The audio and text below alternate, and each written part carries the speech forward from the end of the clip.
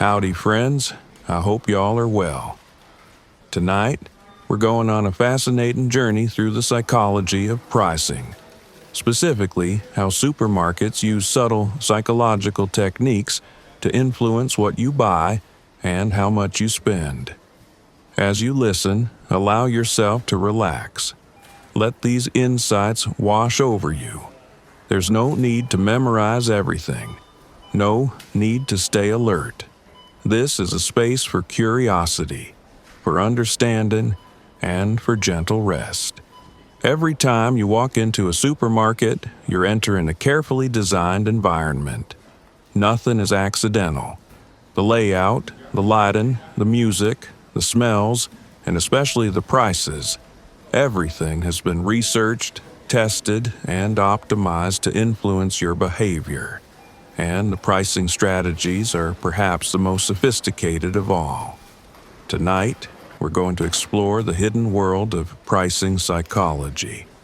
We'll uncover why prices end in 99 cents, why some items seem like incredible deals when they're not, why you always spend more than you planned, and how understanding these techniques can help you become a more aware consumer. So settle in. Get comfortable, let your breathing slow down, and let's begin this journey into the fascinating world of supermarket pricing psychology. Now, let's start with the most obvious pricing trick, one you've seen thousands of times but might not have thought deeply about. We're going to talk about charm pricing, also known as psychological pricing, and it's everywhere. You see it every single day. Prices that end in 99 cents, or 95 cents, or 99 pence. $3.99 instead of $4.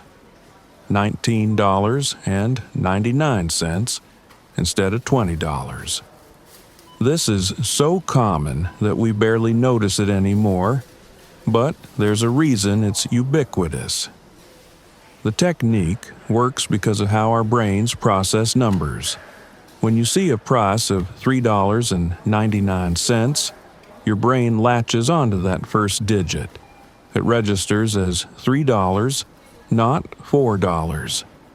Even though logically you know it's only 1 cent less than $4, emotionally and subconsciously, it feels significantly cheaper. Research has consistently shown that charm pricing increases sales. One famous study found that a piece of women's clothing priced at $39 sold more units than the identical item priced at either $34 or $44. The $39 price point, ending in 9, outperformed both the cheaper and more expensive alternatives. This tells us it's not actually about the price being lower. It's about the psychological perception. There are several theories about why this works. One theory is the left digit effect. We read prices from left to right, just like we read text. That leftmost digit gets processed first and carries more weight in our perception. $3.99 starts with 3. So we categorize it as a $3 item, even though it's functionally a $4 item. Another theory involves the association between 99-cent endings and discounts. We've been conditioned over decades to see prices ending in 99 as sale prices, as deals, as reduced prices. Even when the original price also ended in 99, we've learned to associate that pattern with savings.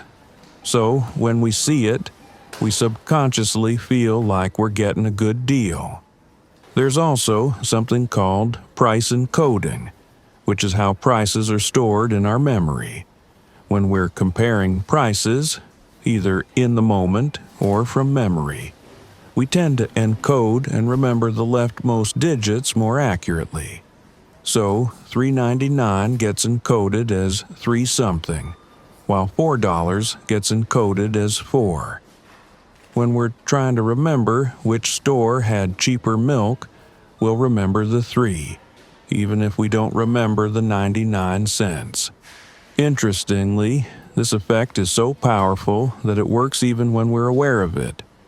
You can know intellectually that $3.99 is essentially $4, and the charm pricing will still influence your perception and behavior. It's a cognitive bias that persists even with conscious knowledge of the bias. Different price endings serve different psychological purposes. Prices ending in 99 are meant to convey value and deal pricing. Prices ending in 95 are sometimes used as a middle ground, still conveying value but perhaps slightly less discount-oriented. Prices ending in 0, round numbers like $4 or $20, convey quality and luxury. They're used for premium products where the retailer wants to emphasize quality over value. Some supermarkets use 97-cent endings to signal clearance items. If you see something priced at $3.97, it might be discontinued or being cleared out. Some retailers use 98-cent endings similarly. These are codes that frequent shoppers learn to recognize.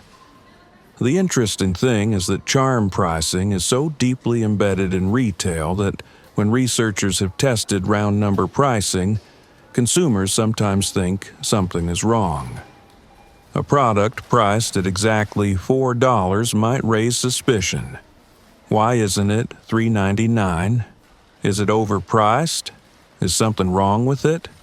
We've been so conditioned to see 99-cent endings that round numbers feel unusual. This conditioning starts young. Children learn to associate 99-cent endings with how things are priced. By the time we're adults, it's so deeply ingrained that it influences us automatically, without conscious thought. It's part of the landscape of shopping. Supermarkets know all of this. That's why nearly every price in the store ends in a 9 or sometimes a 5. It's why when they mark something down, they'll go from $4.99 to $3.99 rather than to $4.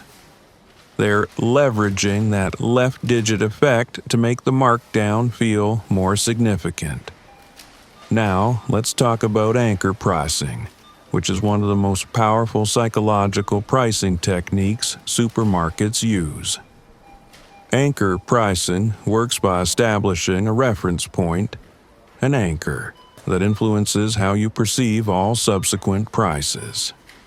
The first price you see for a category of product becomes your anchor, and everything else is judged relative to that anchor. Here's how it works in practice. You walk into the supermarket and you see a display of olive oil. The first bottle you see is an imported Italian extra virgin olive oil priced at $39.99. That becomes your anchor. Now you see a store brand olive oil for $9.99. Compared to your anchor of $40, $10 feels like an incredible deal. You might buy it thinking you're being smart and frugal. But here's the thing. The supermarket intentionally placed that $40 bottle first, specifically to make the $10 bottle seem cheap. Without that anchor, you might have thought $10 was expensive for olive oil. You might have looked for something cheaper. But with the $40 anchor, your perception is completely shifted. The $40 bottle might not even be there to sell. It's there to make everything else look more affordable. This is called a decoy effect, and we'll talk more about that later. But the key point is that the expensive item changes how you perceive the value of everything else. Anchoring works even with absurd anchors. Studies have shown that if you show people a completely random number before asking them to estimate a price, that random number will influence their estimate. In one study, Participants spun a wheel that landed on random numbers, then were asked to estimate prices of various items. People who spun higher numbers gave higher price estimates than people who spun lower numbers, even though the wheel had nothing to do with the products. Supermarkets use anchoring in multiple ways. Original price labels are a form of anchoring. When you see, was $12.99, now $7.99, the $12.99 is your anchor. $7.99 looks like a great deal in comparison. Whether or not the item was ever really sold for $12.99 on a regular basis, that higher number influences your perception. Premium product placement is another anchoring strategy. By placing the most expensive items at eye level or in prominent positions, supermarkets ensure that those prices become your reference point. Then, when you look at the cheaper options, they seem like bargains. Category anchoring happens when supermarkets establish an anchor for an entire category. If the first several beef products you see are all $20 per pound or more, then when you see beef at $15 per pound, it seems reasonable. You don't stop to think about whether $15 per pound is actually a good price for beef in absolute terms. You're judging it relative to the $20 anchor. Supermarkets also use temporal anchoring, which involves training customers over time. If a product is regularly priced at $6.99, but goes on sale for $4.99 every few weeks, $6.99 becomes the anchor. Customers learn that as the normal price.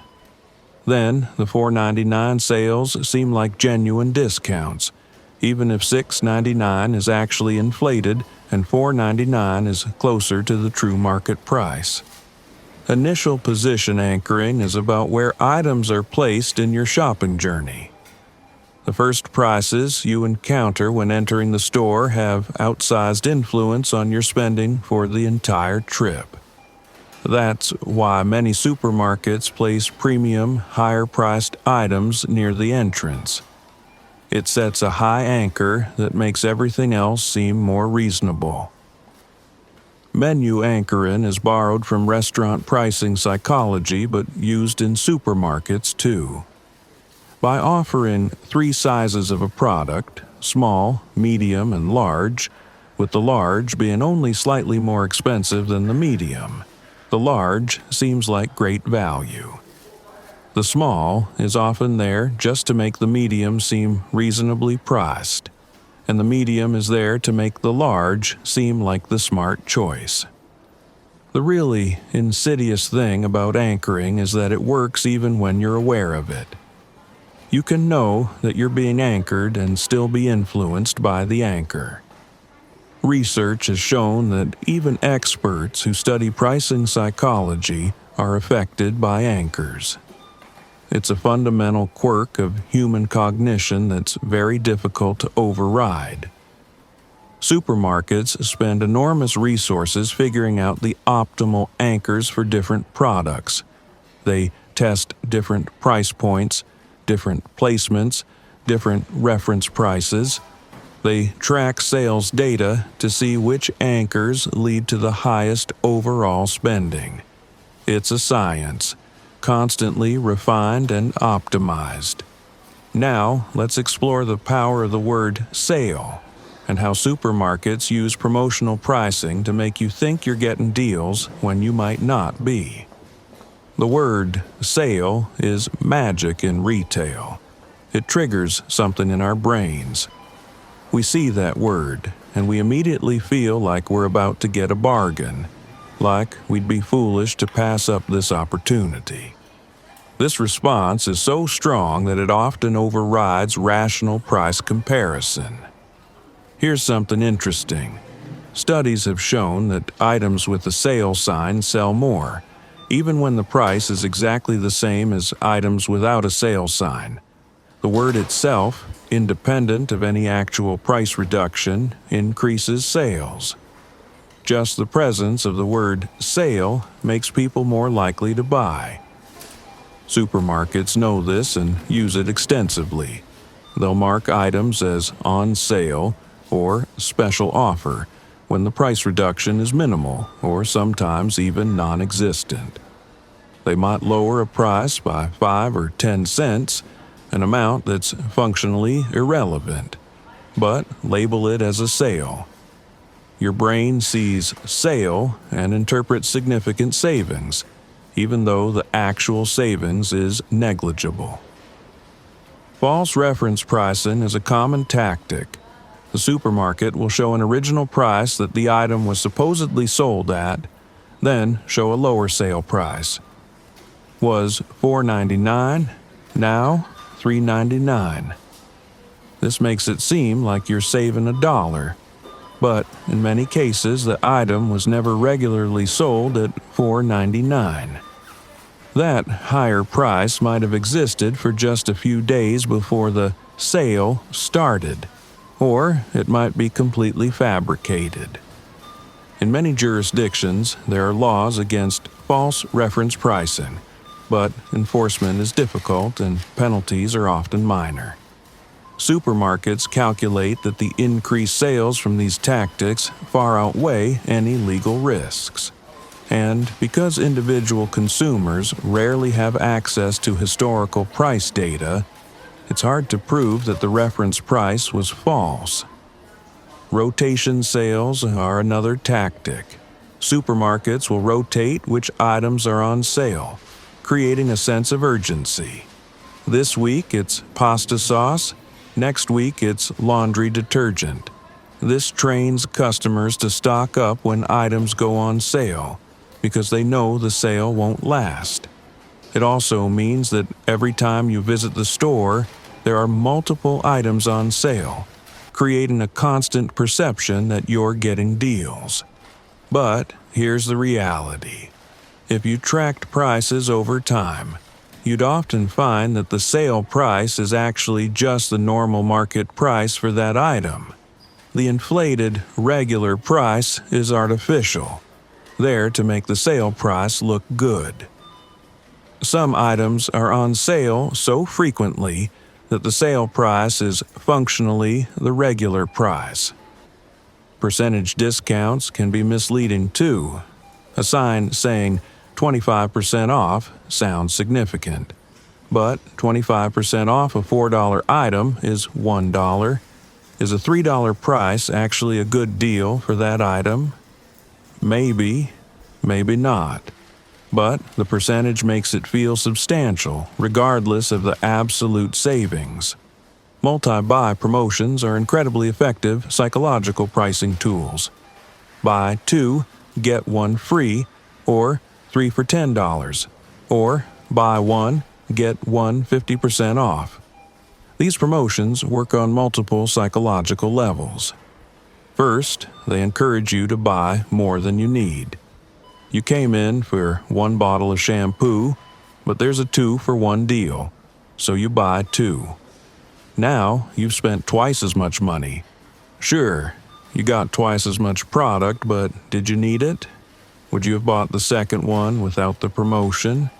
Second, they make the math harder to evaluate. When you see 3 for $10, you have to calculate that it's $3.33 per unit. That extra cognitive work makes it harder to compare prices. Many people will just think deal without doing the math to check if it actually is a deal. Third, these promotions create a sense of abundance and getting more value. Buy 1, get 1 free feels generous, even though from the store's perspective, they've just priced the item such that selling 2 at that price point is profitable. They're not actually giving you 1 for free. They've priced 2 at a level that works for them. Sometimes multi-buy promotions are genuine deals. The supermarket might be overstocked and wants to move product quickly. Or they might have a loss leader strategy, selling one item cheap to get you in the store where you'll buy other full-priced items. But often, the promotion is just sophisticated pricing psychology. Time-limited sales create urgency. This weekend only, or while supplies last, or sale ends Sunday. This scarcity principle makes you feel like you need to buy now, or you'll miss out. It short-circuits the rational decision-making process. Instead of thinking, "Do I need this?" you think, "I need to buy this before the sale ends." Loyalty card sales are particularly clever. $4.99 with loyalty card, $6.99 without. This does several things at once. It encourages loyalty card sign-up, which gives the supermarket valuable data about your shopping habits. It makes loyalty card holders feel special and rewarded, and it makes the price seem like a deal that's exclusive to you. But often, the loyalty card price is what the item should cost. The non-loyalty price is inflated to make the loyalty price look good and to punish customers who won't give up their data. It's a way of using pricing to collect information while making customers feel like they're winning. The psychology of sales is so powerful that some people will buy things they don't need just because they're on sale. They'll stock up on canned goods they'll never eat, or buy 3 bottles of salad dressing when they only use 1 per year, just because the deal seemed too good to pass up. The supermarket has successfully used pricing psychology to sell products that wouldn't have sold otherwise. Now, let's talk about odd-even pricing and what different price points signal to consumers. We touched on this a bit with charm pricing, but there's more to explore about what different price endings communicate. Prices aren't just numbers. They're signals that convey information about the product's positioning, quality, and the type of customer the store is targeting. Odd prices, those ending in 1, 3, 5, 7, or 9, are generally associated with value pricing. These are the prices that say, "We're giving you a good deal." 99-cent endings are the most common, but you'll also see 95, 97, and sometimes 93. Each of these conveys slightly different things. 99 suggests this is the regular price, but we're keeping it as low as possible. 95 can suggest a minor discount or promotional price. 97 often indicates clearance. 93 is less common, but some retailers use it to signal special promotions. Even prices, especially those ending in 0, convey quality and prestige. A $10 price tag signals something different than $9.99. It says, "This is a premium product worth a round number." It's not about squeezing out every penny of value. It's about quality deserving a quality price. Luxury products almost always use even pricing. You won't see a designer handbag priced at $499. It'll be $500. That round number is part of the luxury positioning. Odd prices would make it seem like they're trying to move product, like they're discounting, which undermines the premium positioning. In supermarkets, you'll see this distinction play out across product categories. Store brand products almost always have odd prices: $9.99, $12.99, $3.95. Premium or name brand products sometimes use even pricing: $20, $15, $30. It signals we're the quality option.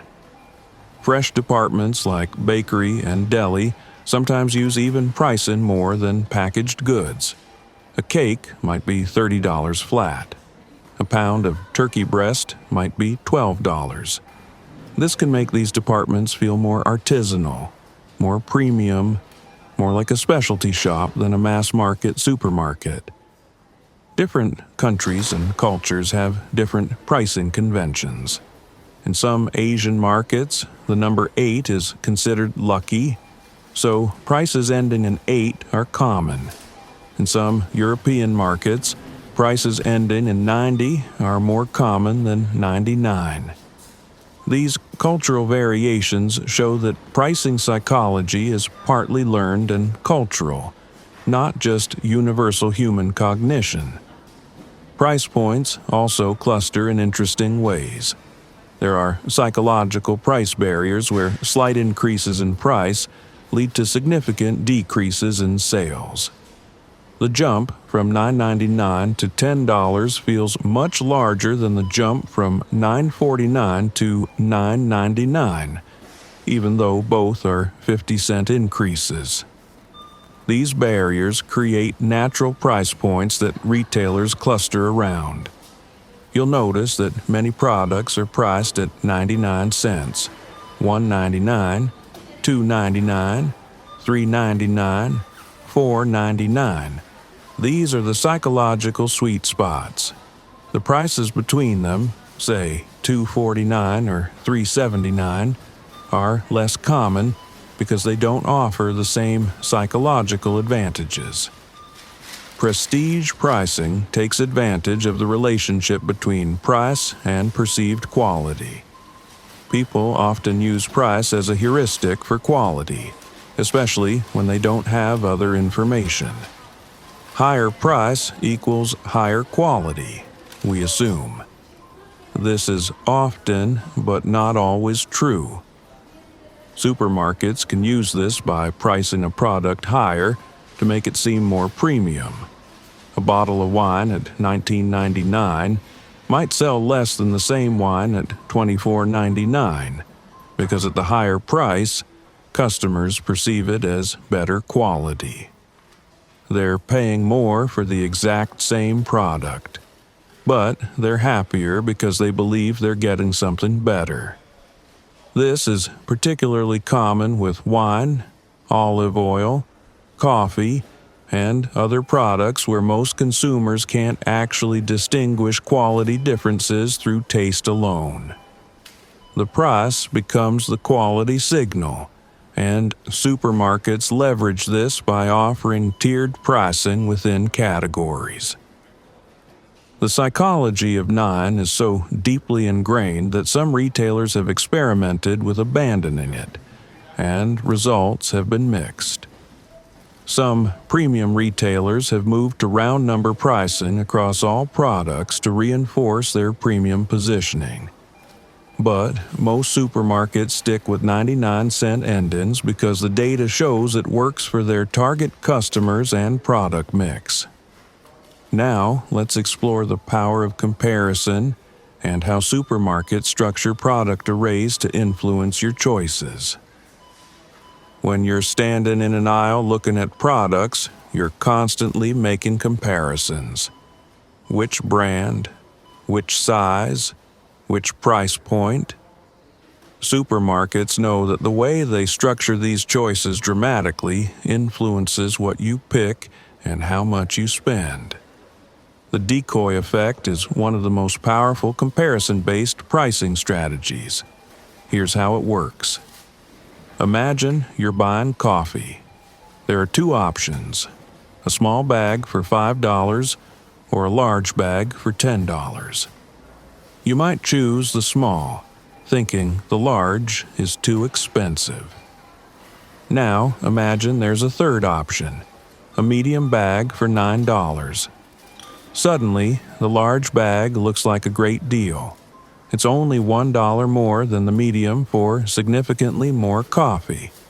The medium bag is the decoy. It's there to make the large bag seem like the obviously superior choice. The decoy is typically priced just slightly below the option the store wants you to buy, but offers much less value. It makes the target option look like the smart, rational choice by comparison. This is why you often see 3 sizes of products, and the middle one seems poorly priced relative to the largest one. Asymmetric dominance is a related effect. When one option is clearly superior to another in all ways, that dominant option sells better. So, supermarkets will intentionally include inferior options to make their preferred option look dominant. For example, they might stock 3 brands of pasta sauce. Brand A is $4.99 for a small jar. Brand B is $5.99 for a large jar. Brand C is $5.49 for a small jar. Brand C is obviously terrible value. It's more expensive than A, but the same size, and nearly as expensive as B, but much smaller. Brand C is there to make B look like the obvious best choice. Product placement within categories creates comparison hierarchies. Premium products are often at eye level. Store brands are on lower or higher shelves. This physical arrangement influences comparison. The eye-level products become the reference point, and you compare everything else to them. The most expensive options are often grouped together, separated from the value options. This creates distinct comparison sets. When you're looking at the premium section, you're comparing premium options to each other, not to the value options. This can lead to spending more because your comparison set has shifted. Price per unit comparison should make it easy to find the best value, and many supermarkets are required to display these. But the way they're displayed can still be manipulated. Sometimes, different products in the same category will show price per unit in different measures. 1 per ounce, 1 per pound, 1 per 100 grams. This makes comparison harder. Sometimes the price per unit is in small print or inconveniently located. Many shoppers ignore it altogether and just look at the total price. This is where oversized packaging can trick you. A larger package might have a higher price but lower price per unit. Yet, if you're just looking at total price, you might choose a smaller package thinking you're saving money. Vertical differentiation is when products are clearly arranged from low quality and low price to high quality and high price. A supermarket might stock generic crackers, store brand crackers, name brand crackers, and premium imported crackers, clearly arranged in that hierarchy. This makes it easy to choose your quality tier. Horizontal differentiation is when products are different, but not clearly better or worse. Different brands, different flavors, different features, but roughly equivalent quality. Supermarkets use this when they want to make comparison harder and choice more personal, which can lead to either higher engagement or choice paralysis. Choice architecture is the entire structure of how choices are presented. Supermarkets put enormous thought into this. How many options to offer in each category? How to arrange them? What information to highlight? All of this influences behavior. Too many choices can lead to choice paralysis, where consumers become overwhelmed and either make a quick, irrational choice or don't buy at all. Too few choices makes it seem like selection is limited. There's a sweet spot, usually around 5 to 7 options per subcategory, that feels like good selection without being overwhelming. Default effects are powerful. Whichever option is easiest to grab, most prominent, or suggested as the default, will be chosen disproportionately often. This is why the products supermarkets most want you to buy are at eye level, in the most convenient locations, with the most shelf space. Partitioning effects happen when products are grouped. If all the premium options are together, you think of them as a group and might choose from within that group. If they were scattered among value options, you might be more likely to grab a value option instead. The grouping influences whether you're shopping within the premium tier or comparing across tiers. Context dependence means that the presence of other options changes how attractive any given option appears. The same product can seem like a great deal or a poor value depending on what it's displayed next to. Supermarkets manipulate this constantly, moving products around, changing what's displayed together to influence your perception. Now, let's talk about size and quantity pricing, and how supermarkets use packaging to affect your perception of value. You've probably noticed that bigger packages usually cost less per unit than smaller packages. A giant jar of peanut butter costs less per ounce than a small jar. This is called volume discounting, and there's an economic logic to it. Bigger packages cost less to produce per unit, and they tie up your purchasing for longer, ensuring repeat business with that brand.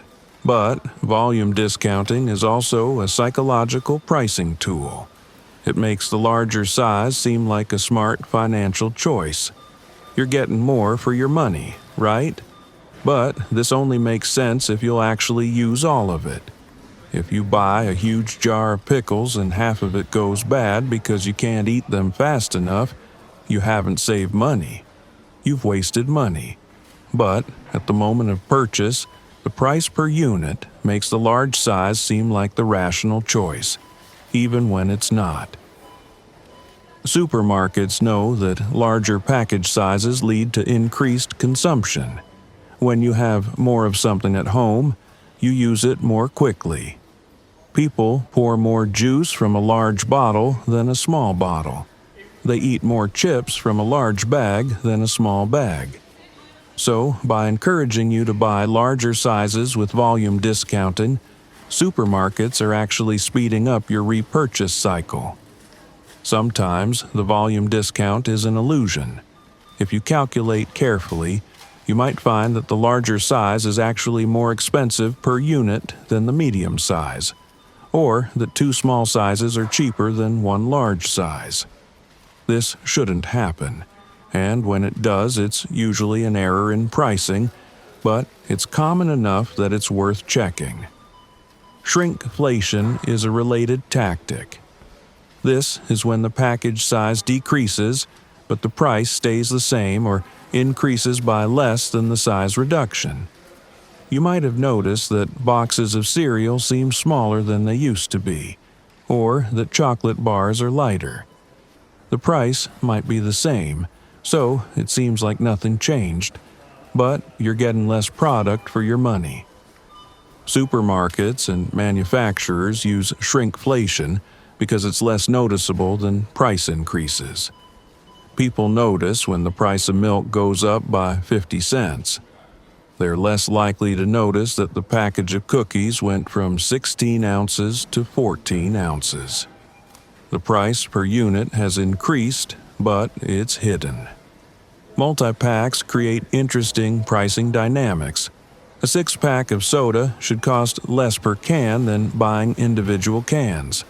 But how much less? And should a 12-pack cost less per can than a 6-pack?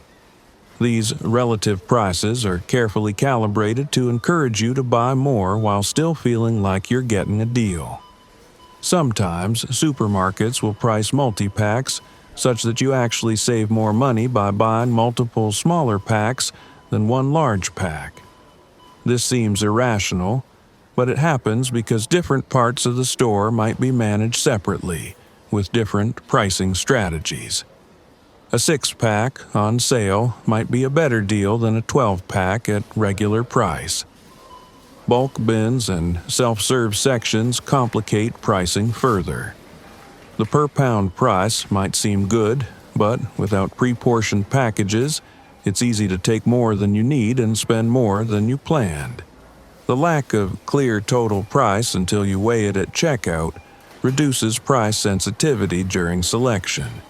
Family size and economy size packages play on the assumption that bigger is always more economical. Often it is, but not always. And even when it is more economical per unit, it might not be economical in absolute terms if it leads to waste or overconsumption. Snack size and single-serve packages are usually much more expensive per unit, but they offer convenience and portion control. Supermarkets make significant margins on these smaller packages, knowing that consumers will pay a premium for convenience. The psychology of round numbers comes into play with quantities too. A pack of 12 seems more substantial than a pack of 10, even if the price per unit is worse. Quantities like 24, 36, and 48 feel significant, like meaningful amounts, while 11 or 17 feel arbitrary.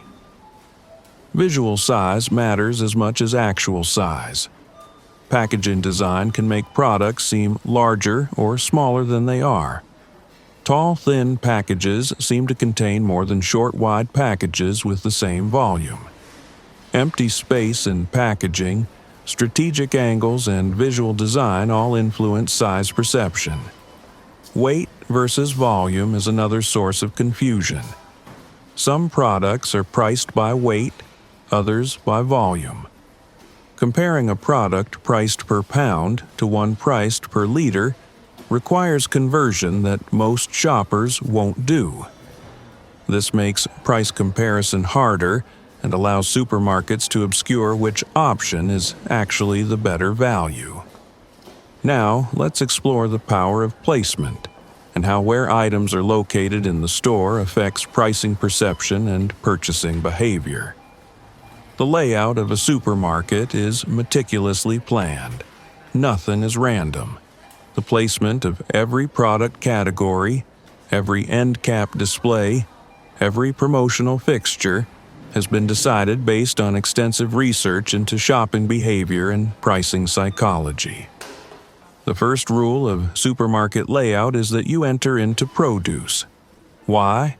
Because produce is fresh, colorful, and healthy. Starting your shopping experience with produce puts you in a positive mindset, makes the store feel abundant and fresh, and makes you feel like you're making healthy choices. This positive feeling makes you more willing to spend throughout the store. Produce is also one of the higher margin areas of the store. By putting it first, when your cart is empty and you're at your most enthusiastic about shopping, the store encourages you to fill up on these profitable items. The back of the store is where staples are located: milk, eggs, bread, meat. These are the items most people come in specifically to buy. By putting them at the back, the supermarket forces you to walk past hundreds of other products to get to what you need. This increases impulse purchases. Eye level is buy level. This is a fundamental rule of retail placement. Products at eye level sell significantly better than products on high or low shelves. Supermarkets put their most profitable items, either because of high margins or because of deals with suppliers, at eye level. Store brands are often on lower shelves, while name brands are at eye level. This positions name brands as the default choice and requires conscious effort to choose the cheaper store brand. But, increasingly, supermarkets are putting their store brands at eye level too, as they've developed these into significant profit centers. Children's products are at children's eye level. Sugary cereals, candy, toys. Supermarkets know that children have enormous influence on family purchasing decisions. Products marketed to kids are positioned where kids will see them and pester parents to buy them. End caps, the displays at the end of aisles, are premium placement.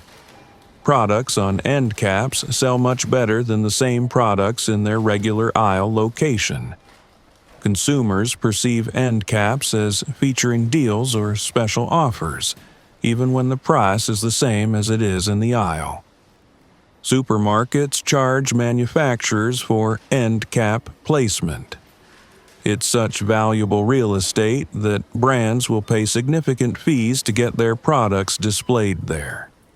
So, while you might think end caps feature deals, they often just feature products whose manufacturers paid for the placement. Checkout area is designed for impulse purchases. The small items near checkout, candy, magazines, gum, beverages, these are all impulse items with high margins. You're waiting in line, your defenses are down, you're bored, you grab something.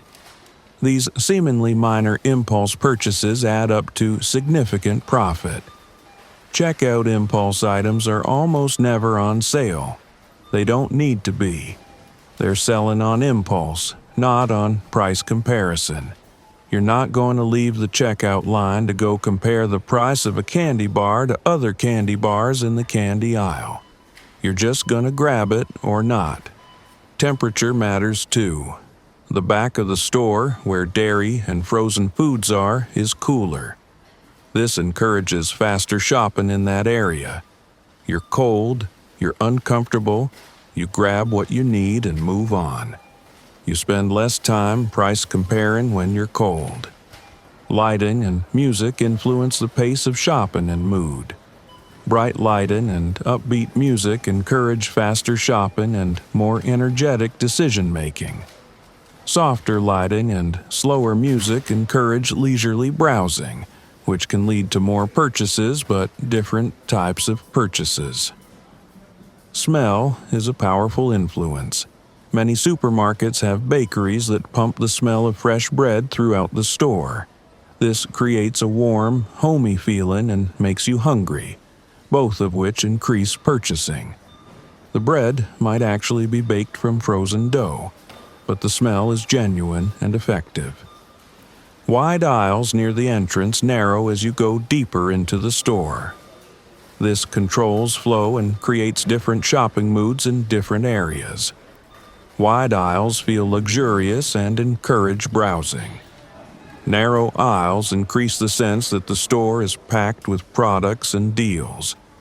Bulk displays create an impression of abundance and value.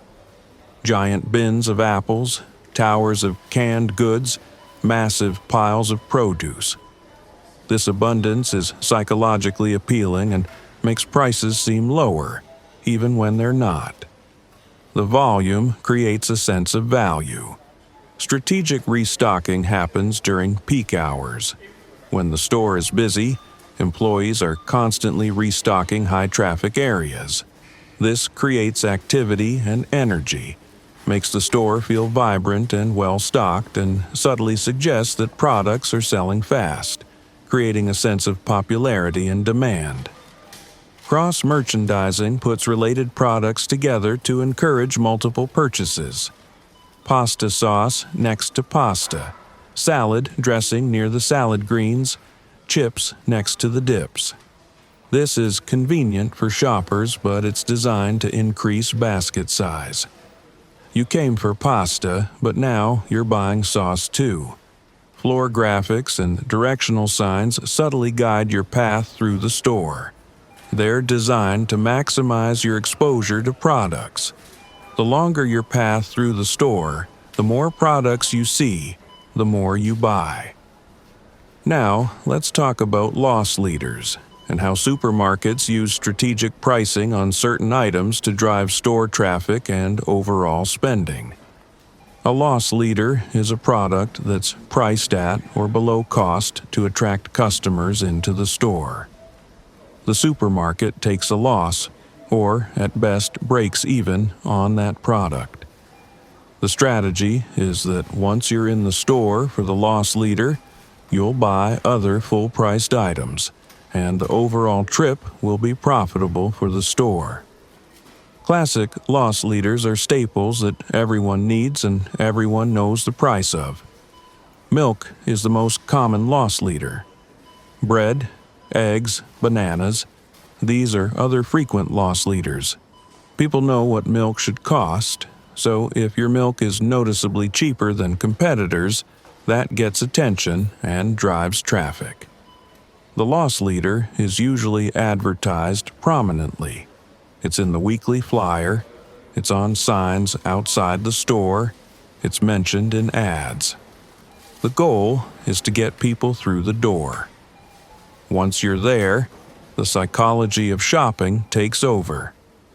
Most people don't drive to a supermarket just to buy milk and leave.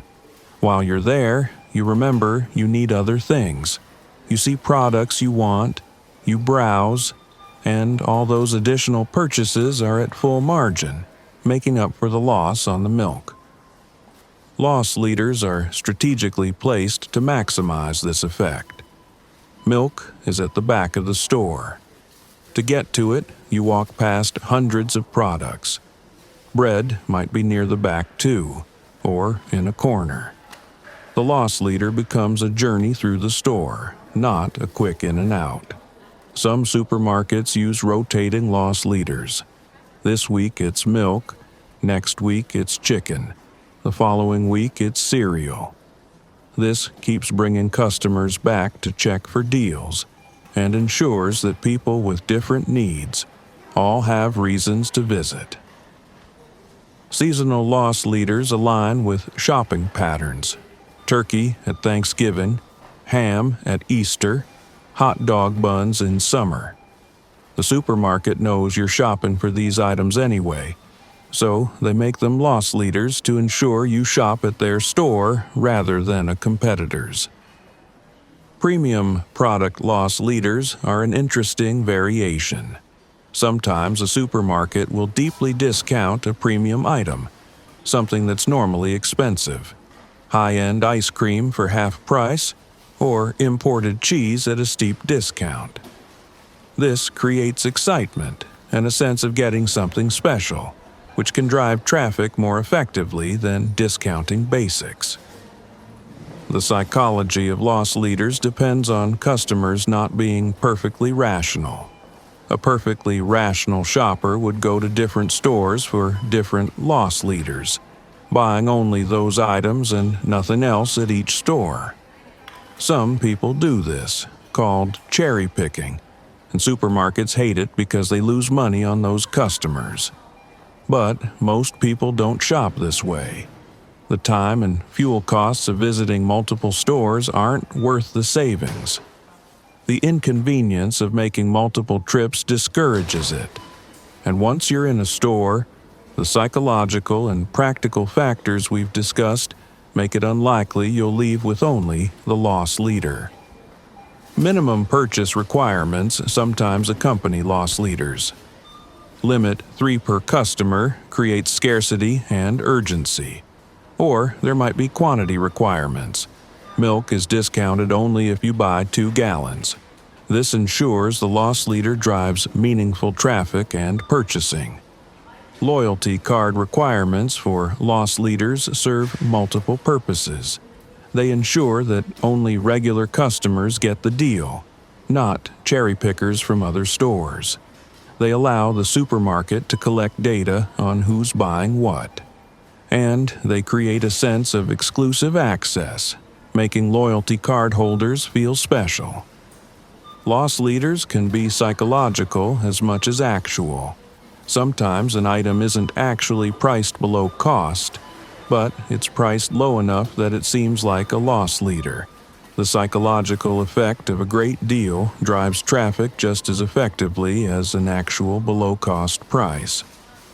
Category loss leaders involve discounting not just one product, but an entire category. All pasta on sale, all canned vegetables 20% off. This creates the impression that the entire store has great prices, even though it's just one category. You come in for the pasta deal and assume everything else is competitively priced too. Now, let's explore the fascinating world of price discrimination and how supermarkets charge different prices to different customers for the same products. Price discrimination is when a seller charges different prices to different customers for the same product, based on their willingness to pay. Airlines do this with dynamic pricing. Movie theaters do it with matinee discounts. Supermarkets do it too, but more subtly. Loyalty cards are a form of price discrimination. Customers who sign up for the card get lower prices than those who don't.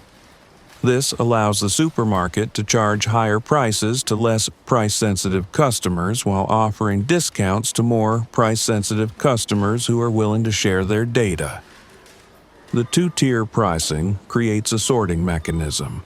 People who care enough about price to sign up for a card and carry it with them are more price-sensitive. They get the discount. People who can't be bothered or who value their privacy over savings are less price-sensitive. They pay full price. This is generally good for the supermarket's bottom line.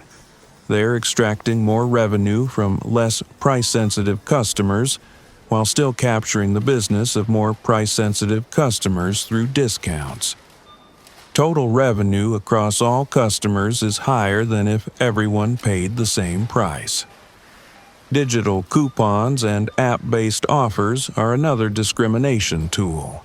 Customers who are willing to use the supermarket's app, scroll through offers, and clip digital coupons are clearly price-sensitive. They get discounts. Customers who find this too much effort pay regular prices. This also serves to engage customers with the supermarket's digital ecosystem. Once you have the app, the supermarket can send you notifications, targeted offers, and reminders to shop. You're more integrated into their customer base. Personalized pricing is the next frontier. Using data from loyalty cards and apps, supermarkets can offer different customers different prices for the same items. Someone who always buys premium products might not get discounts on budget items because they're unlikely to switch. Someone who's price-sensitive might get targeted discounts on categories they usually buy. This raises ethical questions. Is it fair to charge different people different prices for the same product in the same store at the same time? It happens constantly online with dynamic pricing, but it feels different in a physical store, where you might be standing next to someone paying less for the identical item. Timing-based discrimination involves sales and promotions that happen at specific times. Senior discount days, student discount days, early morning specials.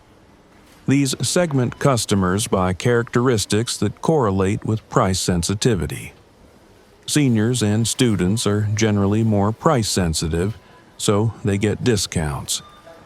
Quantity discounts are a form of price discrimination too. Buy one for $5 or two for $8. Customers who are willing to buy more get a lower per unit price. Customers who only want one pay a premium. This extracts more revenue from customers with lower willingness to buy in volume. Store brands versus name brands creates discrimination within the product array itself. Price-sensitive customers buy store brands. Less price-sensitive customers buy name brands for the perceived quality or the familiarity. The supermarket makes money on both, but through different mechanisms. Location-based pricing is another dimension. Different locations of the same supermarket chain might have different prices based on the local demographics and competition. A store in a wealthy neighborhood might have higher prices than one in a middle-income area, even for the exact same products from the exact same chain. This can create surprising disparities. Food deserts, areas with limited grocery options, often have higher prices because there's less competition. Lower-income neighborhoods might end up paying more for groceries than wealthier neighborhoods. because they have fewer alternatives. Time of day pricing is less common in supermarkets than in other industries, but it exists. Some stores mark down prepared foods, bakery items, and deli items late in the day as they approach expiration. Early shoppers pay full price. Late shoppers who are willing to buy items close to expiration get discounts. Bundle pricing can discriminate too. Offering a bundle of related items at a discount appeals to customers shopping for multiple items. Someone who only wants one item pays regular price. Someone wanting all items in the bundle gets a discount. Different value for different shopping needs. The ethics of price discrimination are debated. On one hand, it allows prices to better match individuals' willingness to pay, which can be seen as more efficient and fair. On the other hand, it can feel manipulative and can disadvantage certain groups, particularly when discrimination correlates with income or other socioeconomic factors. From a pure business perspective, price discrimination is simply an attempt to maximize revenue by extracting the most each customer is willing to pay. Supermarkets are businesses, and this is a rational strategy. But it does mean that identical products can have very different effective prices depending on customer characteristics and behaviors. Now, let's talk about the psychology of quality perception and how price is used as a signal for product quality. In many purchasing decisions, we don't have perfect information about quality. We can't taste every product before buying. We can't test every feature.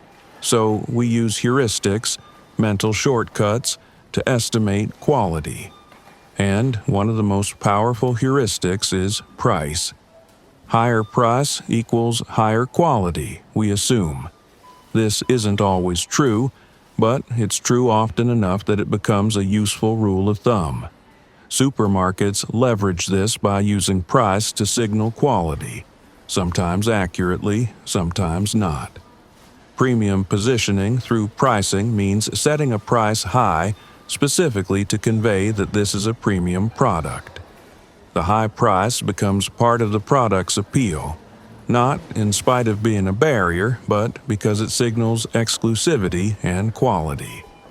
Wine is the classic example. Most consumers cannot reliably distinguish between a $20 bottle of wine and a $50 bottle in a blind taste test. But if they know the price, they'll rate the expensive wine as better. The price changes the experience of consuming the product. Supermarkets stock wines at various price points, and the pricing tells a story. $10 wines are basic table wines. $20 wines are for dinner parties. $50 wines are special occasions. The price is information about when and how to use the product. Organic and premium labels are often paired with significantly higher prices. Some of this reflects actual higher costs of production, but some of it is strategic pricing to signal that these products are different, better, worth more. The price gap reinforces the quality perception. This creates an interesting dynamic. If an organic product was priced only slightly higher than conventional, consumers might question whether it's really better. But priced at double, the high price itself becomes evidence of superior quality. You're paying for something meaningfully different. Prestige pricing in supermarkets is more subtle than in luxury retail, but it exists. The fancy imported olive oil at $40 per bottle is there partly to sell, but also partly to make the $20 olive oil seem like reasonable quality at a good price. The very expensive option reframes what expensive means. Private label premium tiers show how supermarkets use pricing to create quality perceptions within their own brands. A store might have 3 tiers: basic store brand, premium store brand, and luxury store brand. The pricing clearly delineates these tiers and signals what quality level each represents. The basic store brand is cheapest, signaling this is functional but basic. The premium store brand is mid-priced, signaling this is good quality at a fair price.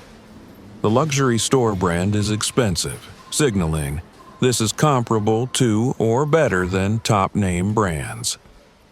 These tiers work because customers self-select into quality tiers based on the product category and their priorities.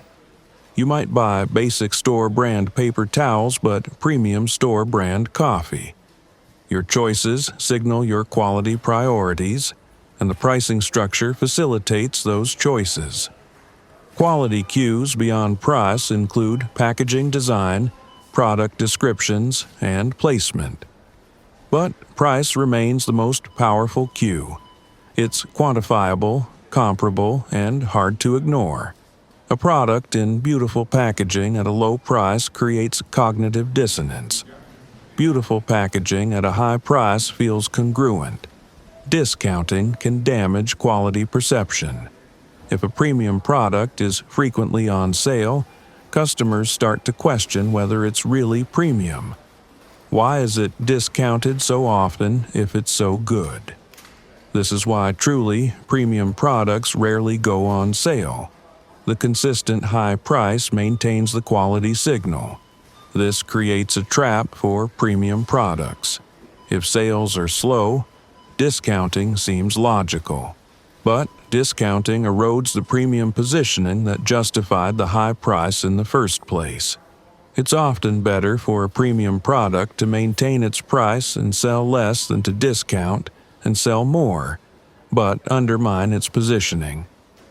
Supermarkets understand these dynamics and manage pricing carefully to maintain quality perceptions across their product range. The cheap stuff needs to be cheap enough to clearly signal value. The premium stuff needs to be expensive enough to clearly signal quality. The gap between them needs to be large enough to be meaningful. Reference points matter here too. If you stock a $40 olive oil next to a $10 olive oil, the $20 option seems reasonable and moderate. If you only stock $10 and $20 options, the $20 one seems expensive. The pricing array shapes perception. Taste tests often show that consumers can't reliably distinguish quality levels that pricing suggests exist. Blind taste tests of chocolate, coffee, beer, and many other products show that people's ability to identify quality through taste alone is limited. But once price and branding are visible, preferences align with price. This doesn't mean quality differences don't exist, but it does mean that price heavily influences our perception and experience of quality, sometimes more than the actual product characteristics do. Supermarkets know this and use pricing to shape your quality perceptions and purchasing decisions.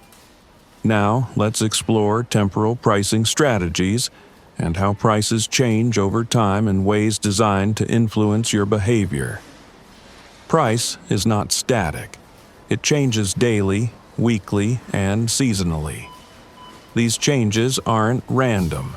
They're carefully planned to maximize revenue and shape customer behavior over time. Weekly sales cycles are the most obvious temporal pattern. Every week, different items go on sale.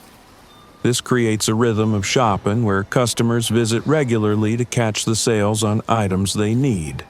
It trains customers to shop weekly at your store rather than shopping less frequently or at competitors. The weekly cycle also means that at any given time, some items are on sale and some aren't. Customers who buy items that are currently on sale feel like they're getting deals. Customers who need items that aren't on sale pay full price. The supermarket optimizes revenue across all customers. Rotating sales categories means that over time, Everything goes on sale eventually, but never all at once. This week it's canned goods, next week it's frozen foods, then pasta, then cleaning supplies. Customers who want to maximize savings need to shop every week and stock up on each category when it's on sale.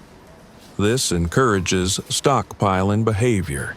Customers buy more than they immediately need when items are on sale, then consume from their stockpile until the next sale.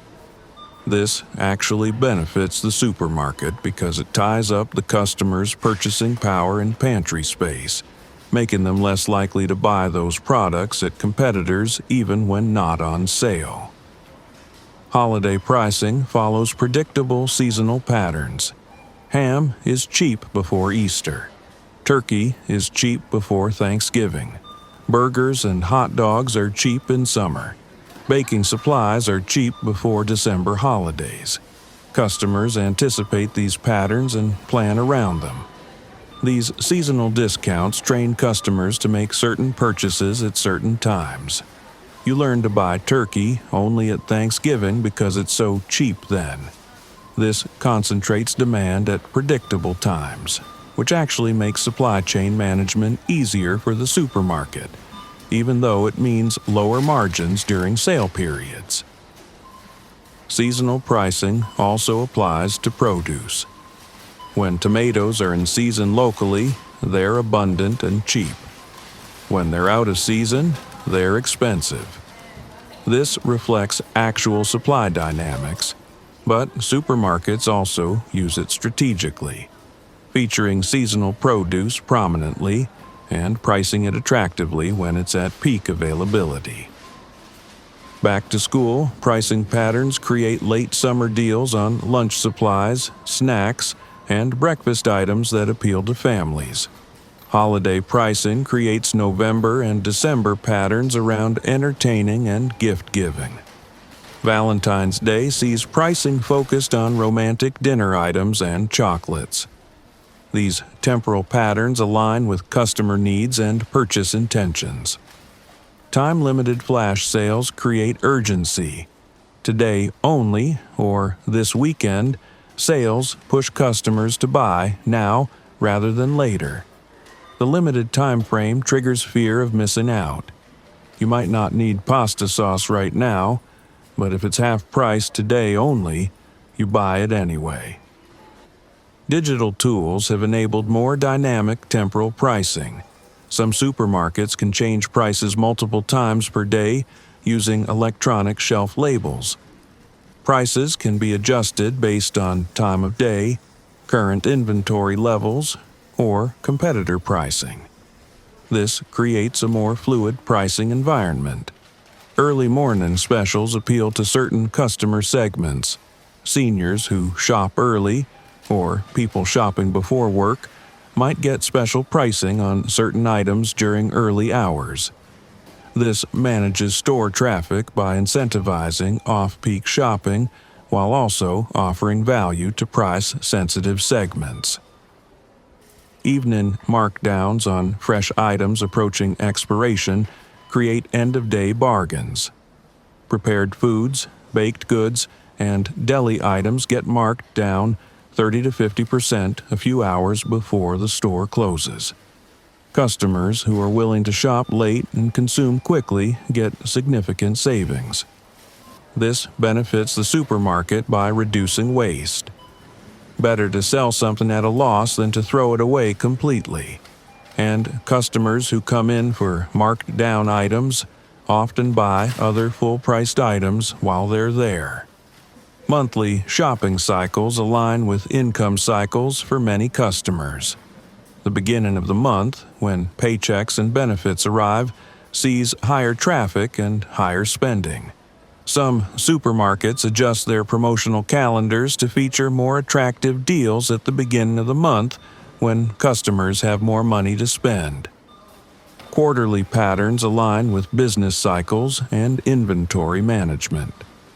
End of quarter might see more aggressive promotions as stores try to hit sales targets or clear out inventory to make room for new products or seasonal items. Annual cycles show the biggest temporal patterns. Summer is peak season for grilling items and beverages. Winter sees more baking supplies and comfort foods. Spring brings cleaning supplies and lighter foods. Fall brings back to school and begins the ramp-up to holiday season. Long-term price trajectories show inflation and market trends. Over years, prices generally rise, though individual items might fluctuate.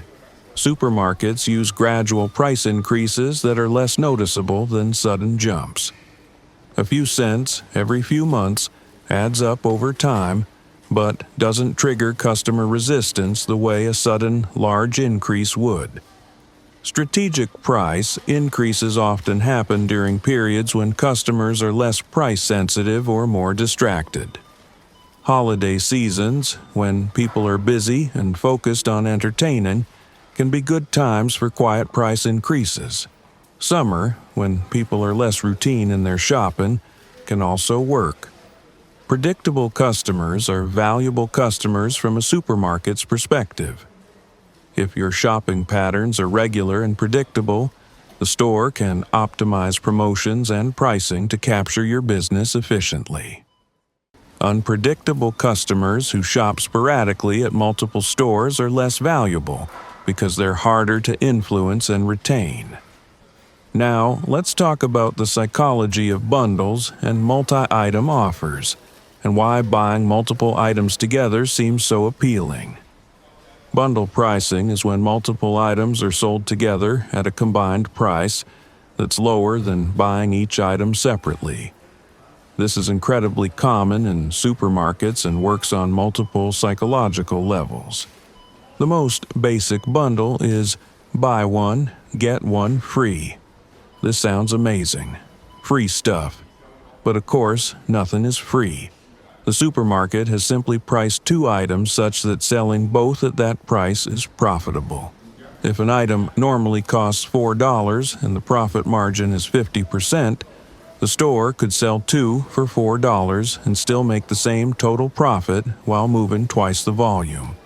Buy one, get one 50% off is similar but slightly less generous. You save less per item, but it still feels like a deal. The framing emphasizes the discount rather than the total cost, making it psychologically appealing. 3 for $10 or 5 for $20 bundles make the math harder. You have to calculate the peritum cost, and many people won't bother. They'll just think deal, without verifying whether it actually is a deal.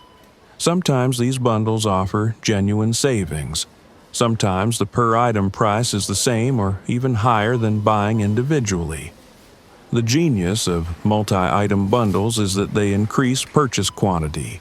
You came in to buy one box of cereal. The bundle gets you to buy 3. You spent 3 times as much money. Yes, you got a discount per box, but the total spending from your wallet to the supermarket's register has tripled. This works especially well on non-perishable items. 3 boxes of cereal will eventually get eaten. 5 cans of soup will eventually get used. The time horizon is long enough that waste isn't a major concern, so buying more seems rational. But if you wouldn't have bought 3 boxes before the next sales cycle anyway, you've just spent money earlier than necessary with no real benefit. Mix and match bundles add flexibility. Buy any 5 participating items for $25. This feels like customization and choice. You can pick the 5 items you actually want, but it's still driving multi-item purchase behavior. You're buying 5 things when you might have bought 2 without the bundle. Perceived value of bundles is often higher than actual value. The framing emphasizes what you're getting, not what you're spending. Get 5 items for just $25 focuses attention on the 5 items. You feel like you're getting a lot. The $25, the actual money leaving your wallet, is secondary in the framing. Meal bundles are common in fresh departments. Everything you need for taco night, bundled together. Ingredients for a stir-fry, sold as a set. These are convenient and can offer genuine value, but they also drive spending on items you might not have purchased separately. Party bundles for holidays and events capitalize on time pressure and planning stress. Everything you need for your Super Bowl party, your 4th of July barbecue, your kid's birthday party. The convenience is real, but you're paying for that convenience, and you're probably buying more than you would have with more thoughtful individual shopping. Complimentary bundles pair items that go together: hot dogs and buns, pasta and sauce, chips and dip. These bundles work because the items genuinely complement each other, making the bundle feel logical and convenient. But they're driving incremental purchases. You might have bought just hot dogs. The bundle gets you to buy buns too. This is particularly effective when one item in the bundle is a loss leader. Hot dogs at an incredibly low price, bundled with buns at regular price. You feel like you're getting a great deal because of the cheap hot dogs, but the supermarket is making their margin on the buns. Size-based bundles offer different package sizes at different price points. Small, medium, large, family size. The bundle isn't multiple items but multiple units of the same item in a larger package. Volume discounting makes the larger size seem economical, encouraging you to buy more than you might need. The psychology here is about anchoring and comparison. The small size establishes a price per unit. The large size offers a lower price per unit. The comparison makes the large size seem smart and economical. But if you don't use all of it, the waste means the large size wasn't actually economical. Subscription bundles are newer in supermarkets but growing. Sign up for regular delivery of certain products and get a discount. This locks in customer behavior over time, ensures recurring revenue for the supermarket, and uses bundle pricing to make the subscription feel valuable. Brand-driven bundles are sometimes funded by manufacturers rather than supermarkets. Buy 3 Procter & Gamble products and get a discount. This is the manufacturer trying to increase sales across their product portfolio, and the supermarket is facilitating it, often getting funds from the manufacturer to offer the discount. The key insight with all bundle pricing is that it increases the total transaction size. You spend more money per shopping trip. The supermarket wins through higher revenue even if the per-item margin is lower. And you feel like you won because you got a discount, even though you spent more total money than you would have without the bundle. Now, let's explore the power of scarcity and urgency in pricing psychology. Scarcity is one of the most powerful psychological triggers in retail. When something seems scarce or limited, we want it more. Supermarkets leverage this constantly through pricing and promotional strategies. Limited time offer creates temporal scarcity. This sale won't last forever. If you don't buy now, you'll miss out. This urgency short-circuits rational decision-making. Instead of thinking carefully about whether you need the product, you're thinking about not missing the deal. While supplies last creates quantity scarcity. There's not unlimited supply. Other customers are buying this. If you wait, it might be gone. This triggers competitive instincts.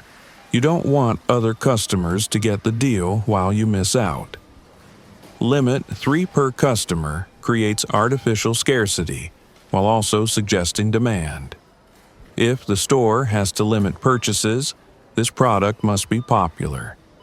Other people must be buying it. You should probably buy it too. The limit makes it seem more valuable. Purchase limits can actually increase sales rather than decrease them. Studies have shown that a product with no purchase limit might sell less than the same product with a limit of 12 per customer. The limit suggests that buying multiple units is normal and expected, so customers buy more. Flash sales on apps or for loyalty members create exclusive scarcity. Only certain customers have access to this deal, and only for a short time. This combines scarcity with exclusivity, making the deal feel special and the urgency feel greater. Countdown timers on digital platforms show exactly how much time is left.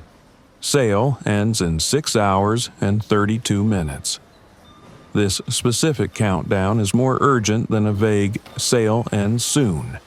You can watch the time ticking down, increasing anxiety about missing out. Low stock indicators serve a similar purpose. Only 3 left in stock tells you that this item is selling fast. Other customers have already bought most of the available supply. If you don't act now, you'll miss out. This works even when you weren't particularly interested in the product initially. Seasonal and holiday scarcity is predictable but still effective. Turkeys before Thanksgiving, hams before Easter, certain items before holidays. You know, these items will be available again next year, but the scarcity is real in the moment. If you don't buy one now, you won't have it for the holiday. This seasonal scarcity drives panic buying behavior. People buy turkeys weeks before Thanksgiving, worried that stores will run out. Supermarkets have plenty of turkeys, but the fear of scarcity drives early purchasing and stockpiling. Weather-driven scarcity creates real urgency. Before a snowstorm, bread and milk sell out. Before a hurricane, water and batteries disappear. These are genuine scarcity situations, but supermarkets can also take advantage of them through pricing. Some do, some don't, depending on corporate ethics and local laws against price gouging.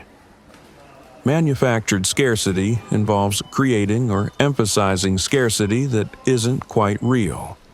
Limited edition, flavors, or packaging create collectability and urgency. These items aren't scarce due to actual supply constraints.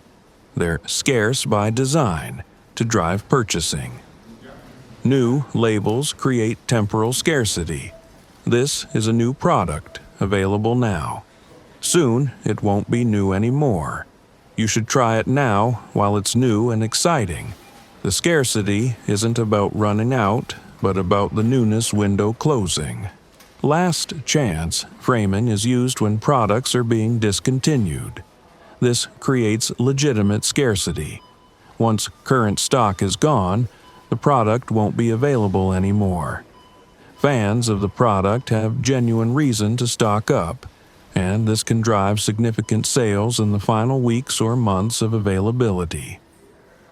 Fear of missing out, or FOMO, is the emotional driver behind scarcity-based purchasing. We're more motivated by potential loss than by potential gain. Missing a deal feels like losing money, even though not buying something doesn't actually take money from you. This loss aversion is why scarcity and urgency are so effective. The pain of missing out on a deal is psychologically stronger than the pleasure of making a good purchase. Supermarkets tap into this loss aversion to drive urgent purchasing decisions. Social proof amplifies scarcity. If you see other customers loading up on a product, you assume they know something you don't. They must be getting a good deal. The item must be valuable. You should probably buy some too. This herd behavior reinforces scarcity effects. Empty shelf psychology is interesting. An empty or nearly empty shelf suggests high demand.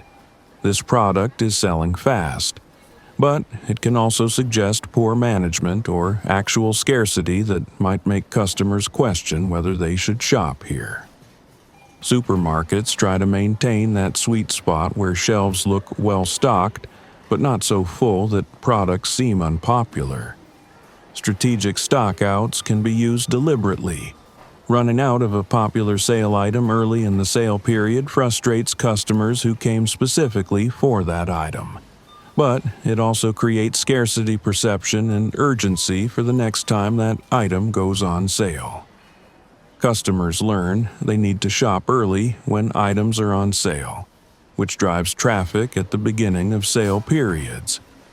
Now, let's talk about the power of context and framing and how the way prices are presented affects how we perceive them. Context is everything in pricing. The same price can seem expensive or cheap depending on how it's framed and what it's compared to. Supermarkets use framing extensively to influence price perception. Comparative framing shows you what you're saving rather than what you're spending. Was $12.99, now $7.99, save $5. The frame emphasizes the $5 savings, making it the prominent number. The $7.99 you're actually spending is secondary. This makes the purchase feel like gaining $5 rather than spending $7.99. Percentage versus absolute savings presents discounts differently. Save 25% sounds impressive, but on a $4 item, that's $1. Whether the percentage or the dollar amount is more prominent depends on which sounds better. On expensive items, dollar amounts are featured. On cheap items, percentages are featured. Per unit framing makes prices seem smaller. Only 99 cents per serving sounds much more affordable than $6 for a box of cereal. The per-serving price is technically accurate, but not how you actually purchase the product. You're spending $6, not 99 cents, but the framing makes it feel more affordable. Daily cost framing is similar. Less than $1 a day makes expensive items seem affordable. A $300 product becomes 87 cents a day over a year. This framing is more common in electronics and services than groceries, but occasionally appears for expensive supermarket items like coffee makers or premium food products. Value-added framing emphasizes what you're getting rather than what you're paying. Each package contains 15 servings, focuses on abundance. 30 ounces of product emphasizes quantity. These frames make the price feel more justified by emphasizing the value delivered. Quality framing uses language to justify price. Artisanal, handcrafted, imported, organic, premium. These words create a quality context that makes higher prices feel appropriate. The words become justification for the price, whether or not the actual quality difference is significant. Ethical framing justifies price through values. Fair trade, sustainably sourced, locally grown, these frames appeal to customers' values and make them willing to pay more. The higher price isn't about getting more product or better taste. It's about supporting causes you care about. Comparison framing positions a product relative to alternatives. Costs less than eating out makes expensive prepared meals seem reasonable. Cheaper than name brands positions store brands. The comparison creates context for evaluating the price. Break-even framing for subscriptions or membership shows how much you need to buy to make it worthwhile. Save 10% on every purchase with membership. Breaks even after just $200 in purchases. This makes the membership fee seem like an investment that quickly pays for itself, encouraging sign-up. Anchoring language frames prices relative to expectations. Surprisingly affordable suggests you'd expect it to cost more. Still, just $4.99 implies the price hasn't increased when you might have expected it to. Only $9.99 suggests this is a small amount, even though $10 is significant for many products. Future savings framing emphasizes long-term value. Buying in bulk now saves you money over time. This large package means fewer trips to the store. The framing shifts focus from the immediate higher cost to long-term benefits, making the higher upfront price seem rational. Zero framing removes prices from the decision entirely for certain items. Free sample, complimentary, included. When price is zero, customers are more willing to take items they don't need just because they're free. This can drive trial of new products or create goodwill that leads to purchases of other items. Bracketing affects how we categorize expenses. Is this grocery bill money coming from my food budget, my entertainment budget, or my splurge budget? Supermarkets can influence bracketing through store layout and product positioning. Wine in the liquor section is entertainment or splurge. Wine in a display for complete dinner is food budget. Mental accounting means we treat money differently depending on how we categorize it. Found money or money from a tax refund might be spent more freely than earned wages. Supermarkets running promotions after tax season or holiday seasons when customers have gift money are leveraging mental accounting. Payment framing affects spending too. Paying with cash makes prices feel more real and salient. Paying with credit or debit feels less painful. Some supermarkets offer small discounts for cash payment, but most prefer electronic payment because customers spend more when payment is less salient. The pain of paying is a real psychological phenomenon. Parting with money hurts. Anything that reduces this pain makes customers more willing to spend. Faster checkout, smoother payment processes, and less prominent price displays all reduce the pain of paying and increase spending.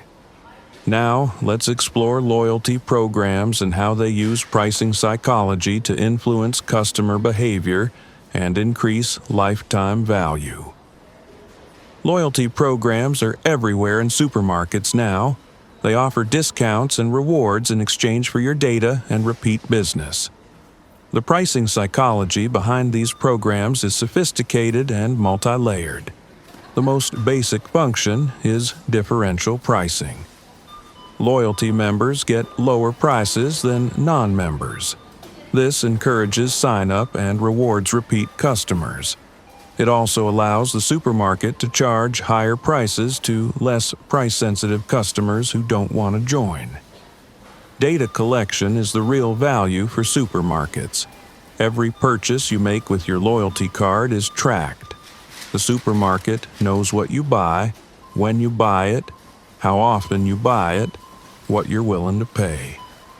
This data is incredibly valuable for optimizing pricing, promotions, and product selection.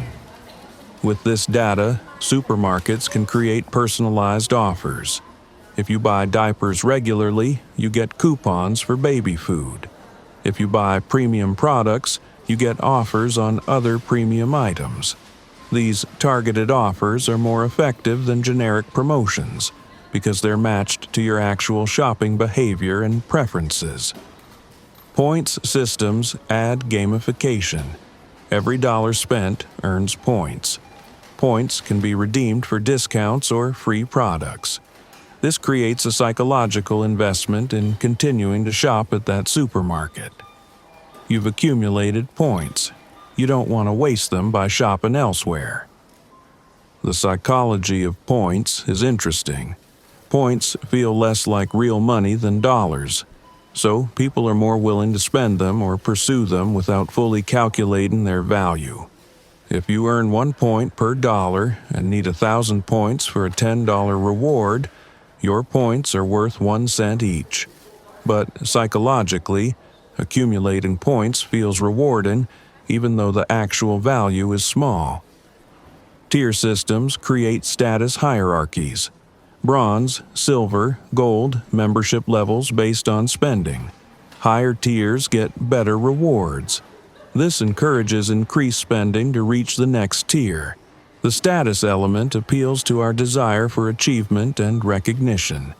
Reaching a new tier feels like accomplishment. You've achieved gold status. You're a valued customer. This emotional reward reinforces loyalty and spending. The supermarket has turned spending money into a game with levels and achievements. Birthday rewards and anniversary bonuses create personal connections. You get a special offer on your birthday or the anniversary of joining the loyalty program. This feels personal and celebratory, creating positive emotional associations with the supermarket. Instant discounts at checkout for loyalty members create immediate gratification. You see the price drop when you scan your card. The savings are shown on your receipt. This makes the value of the loyalty program tangible and visible every time you shop. The receipt psychology is carefully designed. The savings from your loyalty card are prominently displayed. You saved $17.32 today. This makes you feel good about shopping there and reinforces the value of the program. It also obscures the reality that those prices might have been artificially inflated to make the savings look larger. Exclusive member pricing creates in-group psychology. Non-members pay one price, members pay a lower price. This creates a sense of belonging to a privileged group. You're getting access that others don't have. This status distinction, even though membership is free, creates psychological value. Streak bonuses reward consistent shopping. Shop 5 weeks in a row, get a bonus. Shop every week for a month, unlock special offers. This creates habits and routines around shopping at that specific supermarket. Breaking your streak feels like losing progress, so you keep shopping there even when it might not be most convenient. Challenges and missions gamify shopping further. Buy 5 participating products this month and earn double points. These challenges turn shopping into a game with goals and rewards. You might buy products you wouldn't normally buy just to complete the challenge, which is exactly what the supermarket wants. Partner programs extend the loyalty ecosystem. Your supermarket points can be used for gas discounts or combined with points from other retailers. This creates a network effect where your loyalty to one store reinforces loyalty to partner stores, and the combined value proposition feels stronger than any single program. The sunk cost fallacy plays into loyalty programs. You've invested time signing up, you've been accumulating points, you've reached a certain status tier. Switching to a competitor means losing all that investment. So, even if the competitor might offer better prices, you stick with your current supermarket because of your sunk costs in the loyalty program. Expiring points create urgency. Points expire after 6 months or a year. This pushes you to keep shopping to use your points before they disappear. The fear of wasting accumulated points drives shopping behavior even when you might not need to shop right then. Redemption thresholds are strategically set. You need 500 points for your first reward, but you've only earned 450. You're so close. This creates an incentive to shop just a bit more to reach the threshold. These thresholds are designed to encourage incremental spending. The psychology of near completion is powerful. Being close to a goal motivates action to complete it. Loyalty programs leverage this constantly through points thresholds, tier requirements, and challenge progress bars. You're always close to something. always incentivized to shop just a bit more. Digital integration through apps enhances the loyalty experience. You can check your points balance, clip digital coupons, see personalized offers, plan shopping lists, all in the app. This integration makes the loyalty program more convenient and keeps you engaged with the supermarket's brand between shopping trips. Push notifications bring the supermarket into your daily awareness. You have new offers. Your favorite products are on sale. Don't forget to use your points before they expire. These notifications keep the supermarket top of mind and drive repeat visits. The frequency of rewards matters psychologically. Earning rewards frequently, even if they're small, feels better than earning larger rewards infrequently. So, loyalty programs often give you small rewards regularly, rather than making you save up for one big reward. This frequent positive reinforcement is addictive. Social features allow sharing deals or competing with friends. Share this offer with a friend and you both save. Or leaderboards showing who's earning the most points. This social layer adds peer influence and competition to the loyalty program, making it more engaging. The lifetime value of a loyal customer is much higher than a casual shopper. Loyalty programs are investments in increasing customer lifetime value. Even if the supermarket gives away value through discounts and rewards, they more than make up for it through increased shopping frequency, higher basket sizes, and the ability to optimize pricing and promotions based on customer data. Now, let's talk about the psychology of waste aversion and how supermarkets use it to influence purchasing decisions. Humans hate waste. We hate throwing away food that's gone bad, wasting money on products we don't use, or letting opportunities pass by. Supermarkets leverage this waste aversion to encourage purchases. Bulk purchasing plays directly into waste aversion. The large package seems like better value, so not buying it feels wasteful. You'd be wasting money by buying the smaller, more expensive per-unit option. This framing makes the large package seem like the responsible choice, even if you might not use all of it before it spoils. But here's the paradox. Buying more than you need, even at a lower per-unit price, is actual waste if you don't use it all. Saving money per ounce, but throwing away ounces because they spoiled means you didn't actually save money. But at the moment of purchase, the potential waste from buying small feels more salient than the potential waste from buying large. Expiration dates create urgency and waste aversion in opposite directions. On one hand, items close to expiration are often discounted, appealing to customers willing to buy and consume quickly.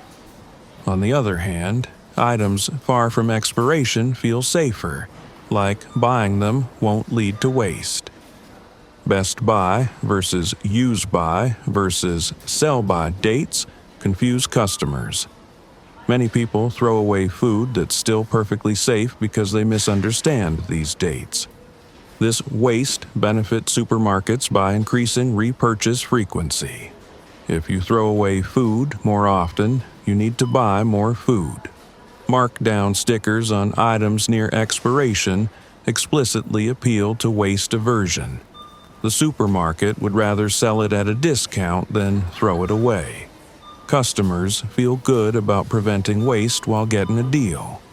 Both parties feel like they're avoiding waste, making it an appealing transaction.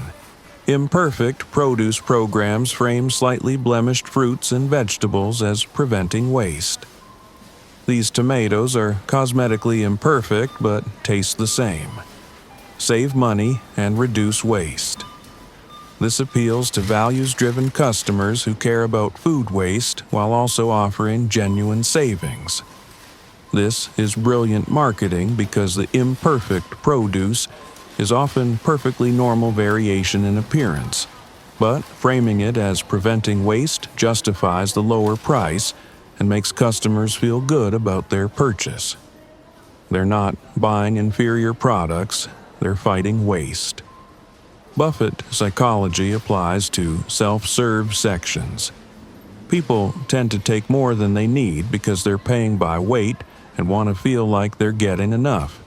But taking more than you'll eat is waste. The supermarket wins because you're paying for weight you ultimately might not consume. Package sizes that don't align with typical usage create waste. A package of 8 buns when hot dogs come in packages of 10. A bunch of herbs far larger than any recipe calls for. These mismatches mean customers either waste some of the product or have to buy more of the complementary product than they need. This mismatch might be intentional or just an artifact of different package standards, but it works in the supermarket's favor either way. You end up buying more to avoid having mismatched quantities. Family-size packages appeal to waste aversion. Buying individual portions seems wasteful when you could get so much more product in the family size for not much more money. But if the family size is more than your family actually needs, the savings are illusory. Seasonal items near the end of season are heavily discounted, appealing to waste aversion. The store needs to clear this inventory, and you can save money.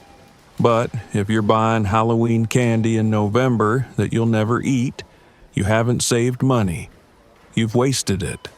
The sunk cost fallacy relates to waste aversion. Once you've bought something, even if you're not using it or enjoying it, throwing it away feels wasteful. So you keep it, letting it take up space in your pantry. This doesn't benefit the supermarket directly, but it does mean you're less likely to try new products because you're stuck consuming your sunk costs. Variety packs and sample sets appeal to waste aversion by offering small amounts of multiple products. This feels less wasteful than buying full sizes of products you might not like. But these variety packs are usually more expensive per unit, so you're paying a premium for the reduced waste risk. Resealable packaging reduces waste perception. If you can reseal a package, the product will stay fresh longer. So, buying a larger package feels less risky. The waste you might worry about with a large package feels mitigated by the resealable feature. This makes customers more willing to buy larger sizes. Food preservation products like storage containers, freezer bags, and wraps are sold on waste aversion. Buy these products to prevent waste of other products. The irony is, you're spending money to prevent wasting money. But it feels rational because waste aversion is such a powerful motivation. Leftover culture in different regions affects waste aversion. In some cultures, finishing everything on your plate is important. In others, having abundant food with leftovers signals hospitality and success. Supermarkets in different regions adjust their strategies based on local waste aversion norms. Now, let's explore the power of brand premium pricing and how supermarkets balance name brands versus store brands. Brand names command price premiums. You'll pay more for Coca-Cola than store-brand cola, more for Tide than store-brand detergent, more for Oreos than store-brand sandwich cookies. This premium reflects brand value, recognition, trust, consistency, emotional associations.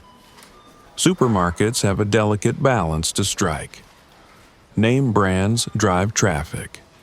Customers come to the store specifically to buy brands they know and trust. But name brands also have lower margins for the supermarket. The brand manufacturer captures most of the value. Store brands, also called private label or own brands, offer higher margins. The supermarket controls the product, the pricing, and the full value chain. If they can convince you to buy store brand instead of name brand, they make more profit on your purchase. This is why store brands are increasingly prominent. They're featured at eye level. They're advertised. They're developed to be higher quality than the cheap generics of past decades. Many store brands are now genuinely comparable to name brands in quality. Premium store brands take this further. Stores develop premium tiers of their own brands to compete directly with premium name brands, but at lower prices. This allows them to capture the premium segment while still maintaining higher margins than they'd get from selling premium name brands. The pricing architecture typically has store brand at the lowest price, premium name brand at the highest price, and regular name brand and premium store brand in the middle, close to each other. This creates choice at multiple price points while making the premium store brand look like excellent value. Brand-loyal customers will pay the premium for name brands regardless. They trust those brands, they're familiar with them. They might genuinely prefer them. For these customers, store brands aren't relevant alternatives. They're going to buy name brands no matter what. Price-sensitive customers will choose based primarily on price. For them, store brand offers the savings they need. As long as quality is acceptable, they'll choose store brand every time. Name brand premiums don't make sense for these customers. The middle segment is where the battle happens. These customers care about both price and brand. They might buy name brand for some categories and store brand for others. They're persuadable based on price differences, promotions, and positioning. This is where supermarkets focus their strategy. Category differences matter. For some categories, brand matters a lot to most customers. Soda, cereal, chips, candy. These are categories with strong brand loyalty where people genuinely taste differences and have preferences. Name brands dominate these categories. For other categories, brand matters less. Flour, sugar, salt, canned vegetables, paper towels. These are more commodified. Store brands do very well in these categories because customers don't perceive meaningful differences between brands. Quality signaling through price works differently for brands versus store brands. A high-priced name brand signals quality because the brand's reputation is on the line. A high-priced store brand signals quality too, but it has less brand equity backing it up, so the price signal has to be supported by packaging, placement, and other cues. Blind taste tests often show that consumers can't reliably distinguish between name brand and store brand products in many categories. But once branding is visible, preferences shift toward name brands. The brand itself changes the experience of consuming the product, independent of actual quality differences. This is partly because brands invest heavily in marketing to create positive associations. Coca-Cola isn't just a beverage. It's happiness, sharing, tradition, refreshment. Those associations, built through billions of dollars in advertising, make the actual consumption experience feel better. Store brands are playing catch-up in building these associations. They're investing in better packaging, better marketing, celebrity partnerships, quality guarantees. The gap between name brand and store brand perception is narrowing, which benefits supermarkets' margins. Copycat packaging is a controversial practice where store brands design packaging to look very similar to name brand leaders. The store brand cola looks remarkably like Coke or Pepsi. The store brand cereal box mirrors the name brand design. This is designed to create association and imply comparable quality. Legal boundaries around copycat packaging vary by jurisdiction. Generally, you can't copy trademarks, but you can create similar overall impressions. Supermarkets push these boundaries to maximize the association benefit while staying within legal limits. Some customers actively avoid store brands, believing they're inherently inferior. This is increasingly outdated as store brand quality has improved dramatically. But the perception persists for some segments. Supermarkets combat this through sampling programs, quality guarantees, and aggressive pricing. Other customers seek out store brands, proud of their frugality and skeptical of paying for name brand marketing. For these customers, buying store brand is a mark of intelligence and savvy shopping. They might even look down on people who buy name brands as suckers paying for advertising. Category captaincy is when a supermarket gives a major brand influence over how an entire category is merchandised and priced. Coca-Cola might have significant say in how the soda aisle is arranged. This benefits the brand but can work for the supermarket too if it increases overall category sales. The tension between name brands and store brands is fundamental to supermarket economics and strategy. Balancing them requires sophisticated understanding of customer segments, category dynamics, margin optimization, and competitive positioning. The pricing is a key tool in managing this balance. Now, let's talk about the power of checkout psychology and how the final moments of your shopping experience are carefully designed to maximize spending. The checkout area is some of the most valuable real estate in a supermarket. It's where every customer passes, where they're waiting with time to look around, and where their guard is often down after making shopping decisions. Supermarkets use this space ruthlessly. Impulse items near checkout are specifically chosen to be things people might grab on a whim. Candy, magazines, gum, drinks, small snacks. These are inexpensive enough that adding them to your cart doesn't feel significant, but margins are high, so they're very profitable.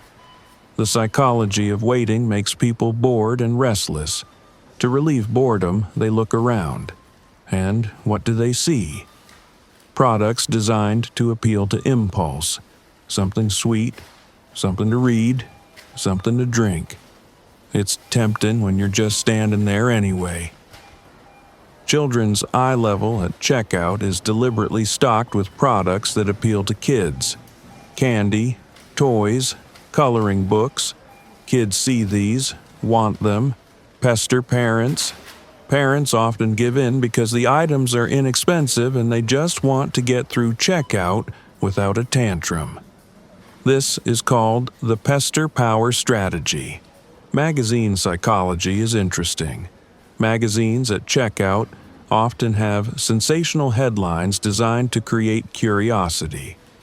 You see a headline that intrigues you, and in that moment of waiting, buying the magazine for $4 or $5 feels reasonable. You're going to be bored in line.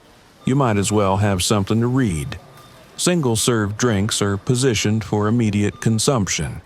You're thirsty after shopping. Why not grab a soda or water right now? The convenience of immediate consumption makes the price feel less important. You're not comparing to the per-unit cost of drinks elsewhere in the store. You're thinking about your immediate thirst. Gift cards at checkout expand purchasing beyond groceries. You came in for food, but you might leave with a gift card for a restaurant, a movie theater, or another retailer. This is incremental revenue that wouldn't exist without the prominent checkout placement. Lottery tickets appeal to dreams and hope. For a few dollars, you could win millions. The expected value is negative, but the psychological value of hope and entertainment is positive. Checkout is the perfect place for this impulse because you can add it to your transaction without making a special trip. Charitable donations at checkout appeal to your generosity. Would you like to round up for charity? Or add $1 to support our food bank? This is easy to say yes to, makes you feel good, and the small amount doesn't feel significant. But across millions of transactions, these donations add up significantly. There's social pressure too. The cashier is asking you in front of other customers. Saying no to charity can feel uncomfortable, like you're being revealed as selfish. So, people often say yes even when they might not donate otherwise. This social pressure is an intentional part of the design. Express lanes create multiple checkout dynamics. If you have more than the item limit for express lanes, you wait longer. During this longer wait, you have more time to notice and grab impulse items. The express lanes also create a sense of efficiency for small purchases, encouraging quick trips where impulse items might make up a larger percentage of the total. Self-checkout changes the psychology. There's no cashier to ask about charity or create social pressure. There's less time spent waiting, so fewer impulse purchases. But there are still impulse items within reach at self-checkout stations, and some customers spend more time at self-checkout, creating opportunities for last-minute additions. The bagging area psychology matters too. As you bag your groceries, you see what you've bought. This can trigger last-minute thoughts. Oh, I forgot something. Some customers will actually leave the checkout line to grab a forgotten item, or they'll remember it for next time. But occasionally, they add another impulse item on the way back. Payment psychology affects checkout too. Smooth, fast payment reduces the pain of paying. Contactless payment, in particular, makes spending feel less real. You just tap and go. No counting cash, no signing, barely any acknowledgement of the money leaving your account. This frictionless payment increases spending over time. Receipt analysis shows you what you spent and what you saved, as we discussed with loyalty programs. But it also shows the total amount, which can create sticker shock. This is why supermarkets position the savings prominently. You might have spent more than you planned, but look at how much you saved. The checkout experience is the last interaction customers have in the store. A positive experience, even if you spent more than planned, leaves you with good feelings about the store. Friendly cashiers, quick lines, successful impulse purchases that satisfy you, these create positive associations that bring you back. Frustrating checkout experiences, long lines, system errors, unpleasant staff, these create negative associations that can drive customers to competitors. So, supermarkets invest heavily in checkout efficiency and experience, even as they're using that experience to extract maximum spending. Now, let's explore digital pricing strategies and how online grocery shopping introduces new psychological pricing techniques. Online grocery shopping has exploded, and with it comes a whole new set of pricing psychology tactics. Digital platforms enable dynamic pricing, personalization, and psychological techniques that aren't possible in physical stores. Dynamic pricing means prices can change throughout the day based on demand, inventory, competition, or other factors. An item might be cheaper in the morning than the evening, cheaper on Tuesday than Saturday. These fluctuations are invisible to most customers but can optimize revenue for the supermarket. Personalized pricing shows different prices to different customers based on their shopping history, location, device, or other factors. If you always buy premium products, you might see higher prices. If you're price sensitive and comparison shop, you might see lower prices to keep your business. This raises ethical questions.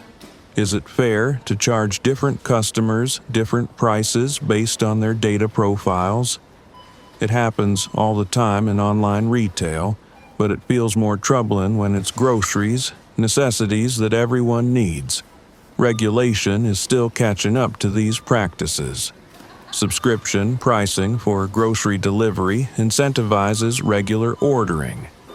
Pay a monthly or yearly fee for free delivery, and you're incentivized to order frequently to get value from your subscription. This locks in customer behavior and increases shopping frequency.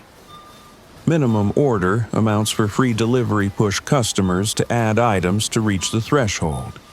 Your cart is at $30, but you need $40 for free delivery. Adding $10 more of groceries feels more economical than paying a delivery fee. So, you add items you might not have bought in store. Suggested add-ons during online checkout are far more sophisticated than physical impulse items. The algorithm knows what people typically buy together, what you've bought before, what's on sale. It can suggest items that are genuinely relevant to you, making you more likely to add them. Frequently bought together, and customers who bought this also bought, create social proof. Other customers made these combinations, so they must make sense. This guides your purchasing based on aggregated behavior of thousands of customers. Save for later features let you bookmark items you're considering. This reduces cart abandonment by letting you think about purchases rather than committing immediately.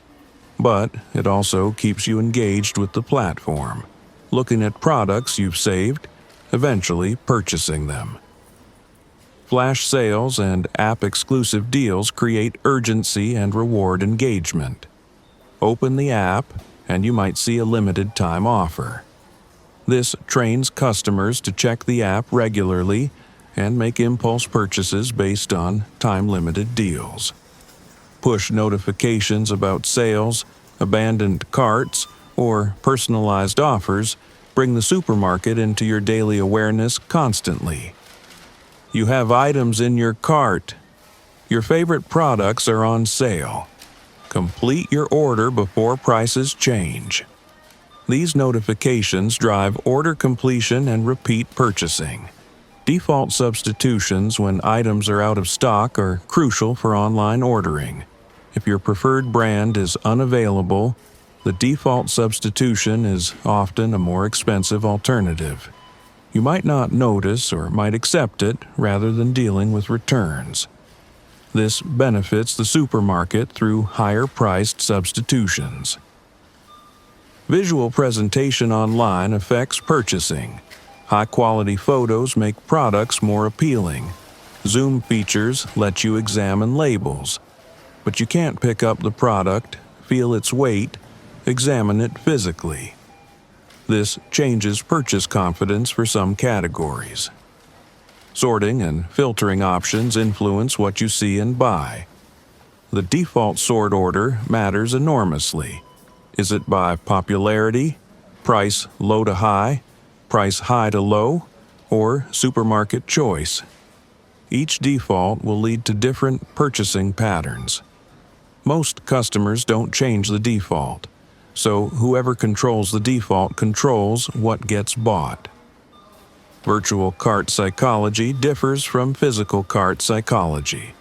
With a physical cart, you can see it filling up, which creates awareness of spending. With a virtual cart, items just accumulate in a list. The visual fullness cue is absent, which can lead to adding more items than you would in store. Payment is even more frictionless online. Saved payment information means you click one button and the order is placed. No cash handling, no card swiping, maximum convenience, minimum pain of paying. This frictionless payment increases spending significantly compared to in-store shopping. Order history makes reordering easy. Buy again features let you recreate previous orders with one click.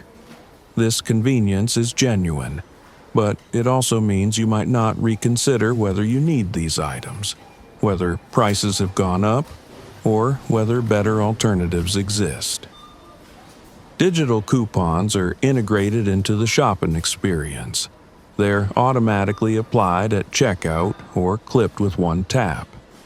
This convenience makes you more likely to use coupons, but it also means you might buy products you wouldn't have considered just because there's a coupon.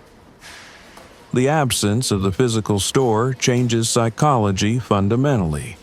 You're not seeing end caps, walking past tempting displays, smelling fresh bread, but you're getting targeted algorithmic suggestions based on data.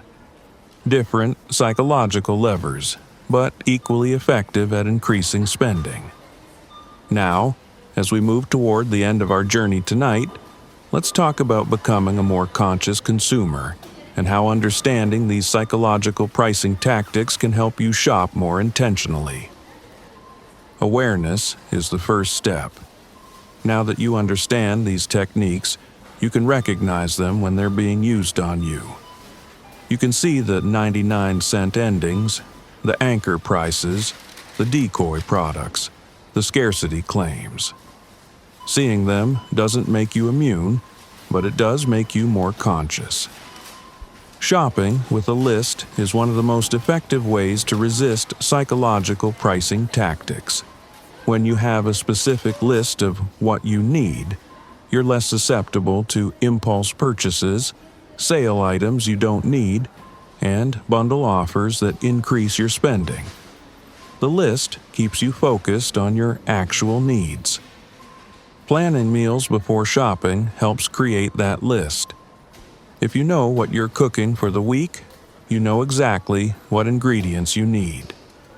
This reduces the temptation of, oh, this might be useful purchases that often go to waste. Never shop hungry. This is classic advice for good reason. Hunger makes everything look appealing. You're more likely to buy impulse snacks, prepared foods, and more food overall. Shop on a full stomach and you'll make more rational decisions. Compare per-unit prices, not total prices. Those shelf labels showing price per ounce or per pound are there for a reason. Use them. The larger package isn't always more economical. Sometimes buying 2 smaller packages on sale beats buying 1 large package at regular price. Question whether bulk purchases make sense for your household. Warehouse stores and bulk purchasing work well for large families or items you definitely use regularly. But for small households or items with short shelf lives, you might be buying waste, not savings. Be skeptical of sales. Is it actually a good deal, or just a price with a sale sign?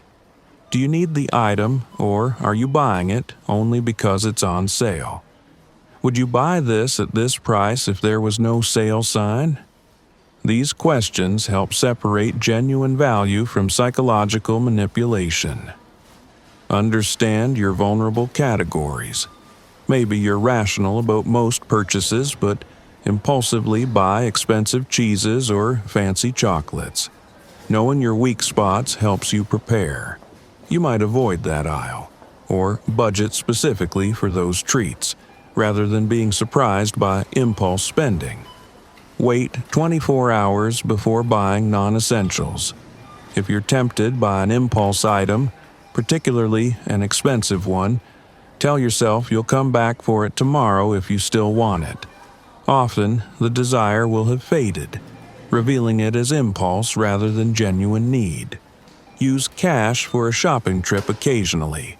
Physically handing over cash makes spending feel more real than swiping a card. This heightened awareness of spending can help you stay on budget and make more conscious choices.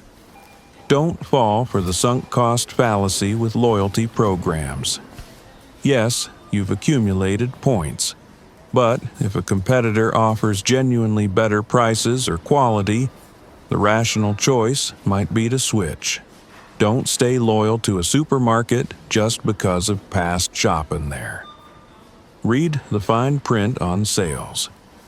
Buy 2, get 1 free might require buying 2 at full price. Up to 50% off might mean most items are much less than 50% off. Limited time only might mean a month, not a day. Understanding the actual terms helps you evaluate whether offers are as good as they sound. Track your spending over time. Many people don't realize how much they spend on groceries. Tracking for a few months shows patterns. Maybe you spend more than you thought. Maybe certain weeks or stores lead to overspending. This data helps you make better choices. Consider the true cost of your time. Cherry-picking sales at multiple stores might save money on groceries, but is the time and gas cost worth it? Sometimes paying slightly more at one convenience store is more economical when you factor in all costs. Think about food waste. Saving money on food you throw away isn't actually saving money. A smaller purchase that gets fully consumed is more economical than a larger discounted purchase where half spoils. Track what you're wasting and adjust purchasing accordingly. Resist checkout impulse items. They're designed to be grabbed thoughtlessly. Make a conscious rule. Nothing at checkout unless it was on your list. This simple rule can save significant money over time and reduce purchases you'll regret. Question whether you need variety. Marketing tells us we should try new things constantly. But if you have staples you like and that work for your budget, there's no reason to constantly switch for novelty's sake. New products are often more expensive and not necessarily better. Understand that convenience costs money. Pre-cut vegetables, individual portions, prepared meals, these all carry significant convenience premiums. Sometimes that convenience is worth it, but be aware you're paying for it, and consider whether the convenience genuinely serves you or just your impatience. Be aware of your psychological state when shopping. Stressed, tired, sad, or celebrating. Emotional states affect purchasing decisions. If you're in a heightened emotional state, stick to your list even more rigorously, or delay shopping if possible. Remember that supermarkets are businesses. Their goal is profit, not your well-being.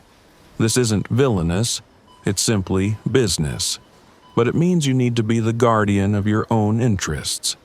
The supermarket's pricing psychology is designed to serve them. Your conscious decision-making needs to serve you. Now, as we near the end of our time together, I want to share some final thoughts about the broader implications of pricing psychology. The techniques we've explored tonight aren't unique to supermarkets. They're used throughout retail, in online platforms, in services, everywhere commerce happens. Understanding them gives you a framework for being more conscious in all your purchasing decisions. There's something fascinating about how much research and sophistication goes into making us spend money. Billions of dollars are spent studying human psychology, tracking our behavior, testing what works. This isn't inherently bad, but it does mean the playing field isn't level. Businesses have far more information and expertise than individual consumers. This asymmetry is why awareness matters. You can't compete with supermarket pricing departments in terms of resources or data. But you can be conscious of what they're doing, recognize the patterns, and make decisions that serve your interests rather than theirs. It's also worth thinking about the ethics of these practices.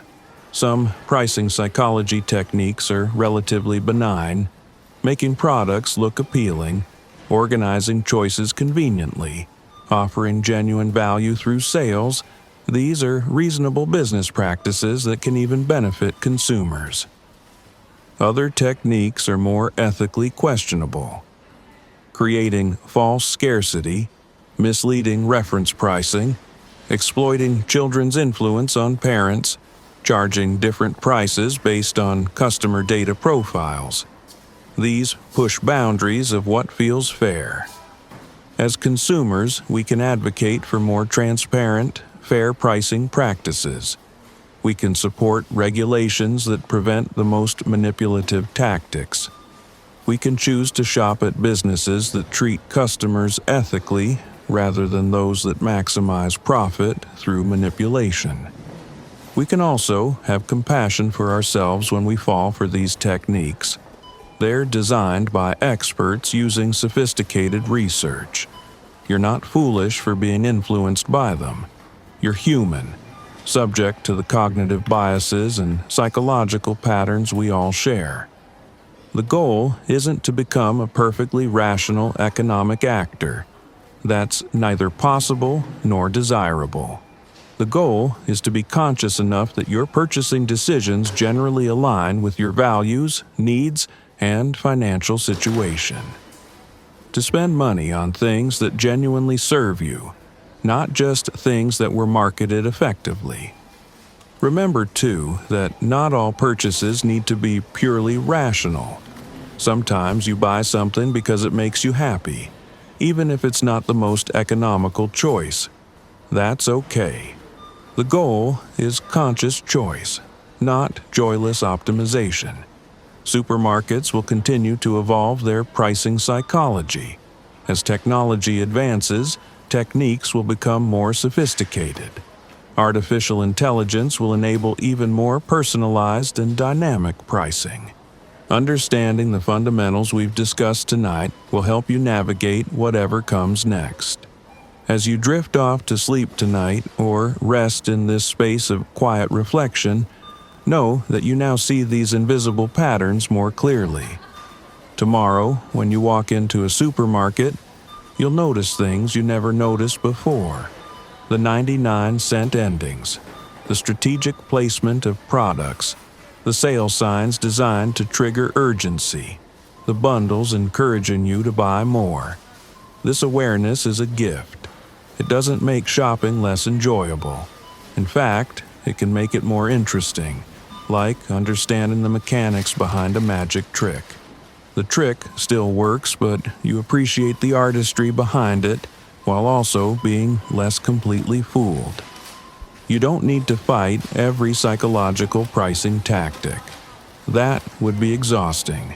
But in moments that matter, for purchases that significantly affect your budget, you can pause. You can question. You can choose consciously rather than automatically. Your money is your life energy. Every dollar you spend represents time and effort you invested earning it. Spending that energy consciously on things that genuinely matter to you is an act of self-respect and self-care. Supermarkets will continue using pricing psychology. That's not going to change. But now you understand the game being played. You're not an unconscious player anymore. You're conscious, aware, capable of making choices that serve you. Sleep well tonight, knowing you've gained valuable insight into the hidden world of pricing psychology. Let this knowledge settle in your mind, becoming part of how you see the world of commerce around you. You're a more conscious consumer now, better equipped to navigate the sophisticated techniques designed to influence your behavior. Tomorrow is a new day. New shopping trips, new choices, new opportunities to apply what you've learned. But for now, rest. Let your mind process these insights. Let go of any stress about past purchasing mistakes. You're learning, growing, becoming more conscious. You're doing well. You're aware. You're thoughtful. You're making better choices. Be kind to yourself about the past, conscious in the present, and intentional about the future. Rest now. Let the quiet bustle around you lull you to rest. Let these insights about pricing psychology settle gently in your mind, becoming wisdom you can draw on when you need it.